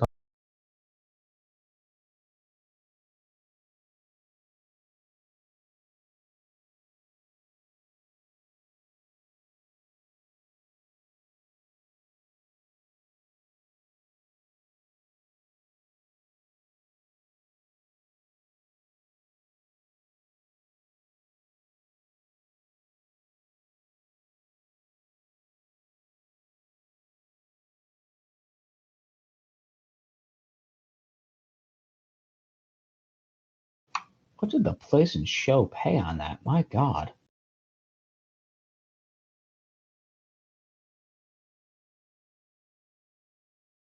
Place horse played 1640 to place and 7 to show. Oh, Damn. you're on that 9? Yeah. Nice. Damn.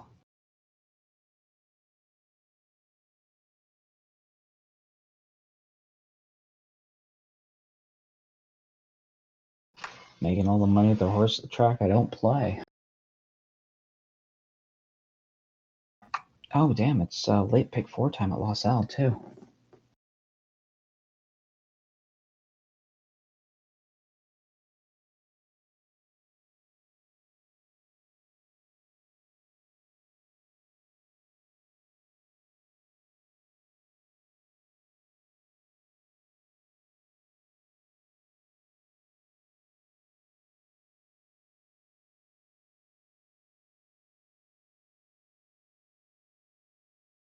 I'm actually I, I'm reading the executive order, or the yeah, it's an executive order for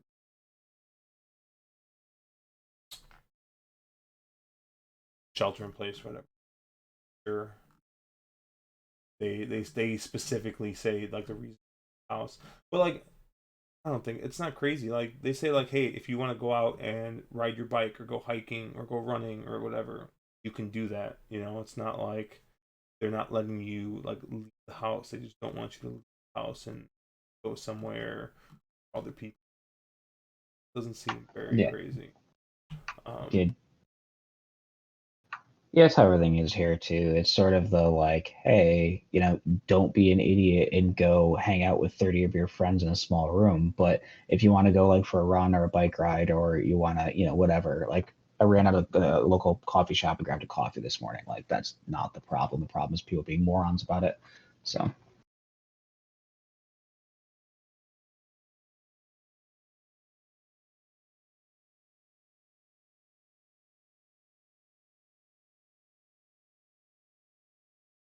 Yeah, just a quick story. My wife works for like I said, she works for a real large grocery store, and they uh, she's very much like, you know, I got to go to work, like, because if I don't go to work, people aren't going to get their groceries. Like she works in the not she works in the operation side, so she does a lot of coordinating, a lot of making sure the stores have what they need. Doesn't necessarily work in the store, but does a bunch of stuff, like works with the district managers, works with the stores, works with managers, works with directors, making sure the warehouse is sending the right product, that kind of stuff. And her she takes her job very seriously. She loves her job. She's there every day. She is just like model employee. um and her two coworkers are just like, well, we're not essential. And so my wife's like, pretty essential to the running of the store. So I don't know why you think we're not essential. They're like, no, we're not essential. We just work in the office. She's like, yeah, but we do a lot of stuff. Like, what if they've run out of product and we need to get an extra delivery like done? Well, why they gotta call us? It's like because they normally call us, so why would they just like stop calling us? And so it's just kind of funny. Like her two coworkers. I mean, granted, we don't have kids, right? We're both young and healthy. Like we're fine. Um, her two coworkers are just like freaking out and just we have kids. Like we can't like do this and like there haven't been any cases at their work or anything, so they're not really in danger with that. But it's just it's interesting to see how certain people sometimes take. I mean, granted, this is a crisis, but it's you always see somebody's kind of like somebody's like true colors kind of come out in the crisis. Like both her coworkers are like folding under the pressure real greatly. Um, she said that one day she came into work and her one coworker was just sitting there talking to herself. So it's just like it's getting nuts out there, man. I know you're able to pretty much do your work pretty much remote. I know a lot of us from the Discord are in IT. I mean, I'm in IT, but I work for a hospital, and they're just like, hey, if stuff goes down and we need extra help at the hospital, like they call on people who work in the office. But like not to like I'm not gonna sit there and like scrub up and go into surgery or anything, but like if all of a sudden, we get a bunch of like people showing up, uh, they need people to help direct traffic. They need to help hey, we need to just you push this bed over here. We need to get this thing out. Like not deal with patients, but like there's logistics to working at a hospital.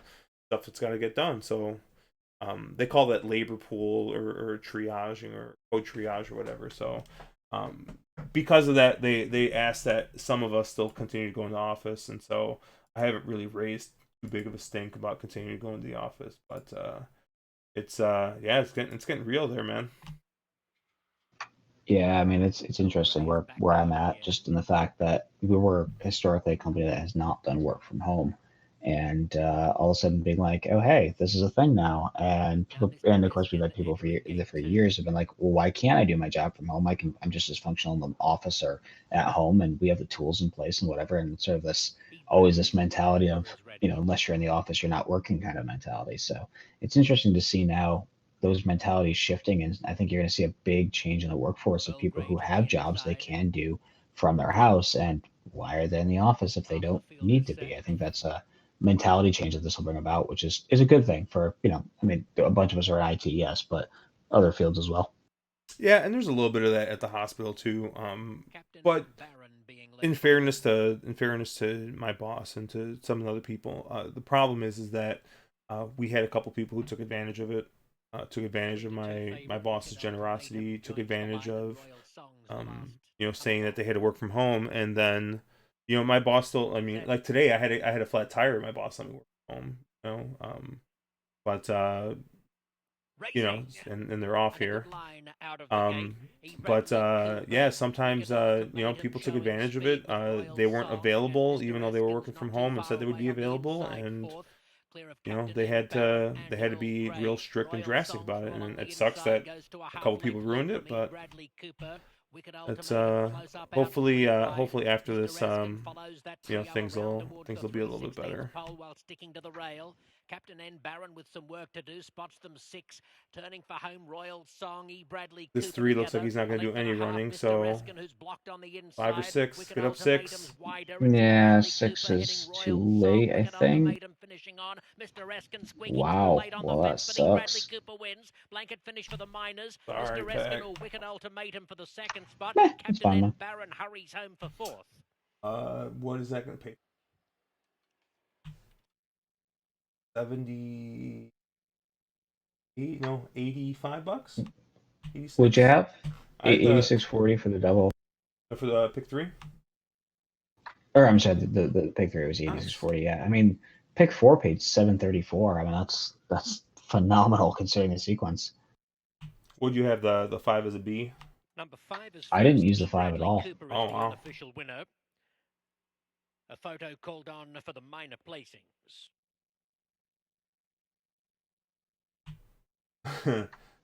Evil Bob Dole says we're all dead.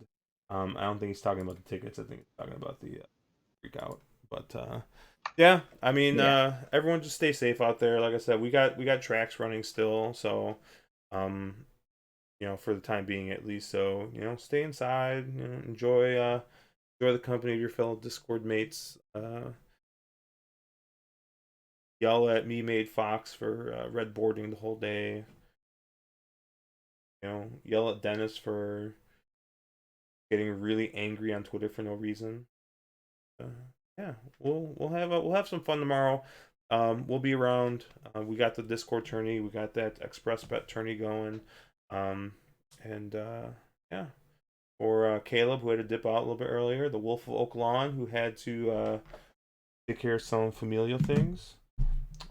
I'm Josh. We'll catch you guys later.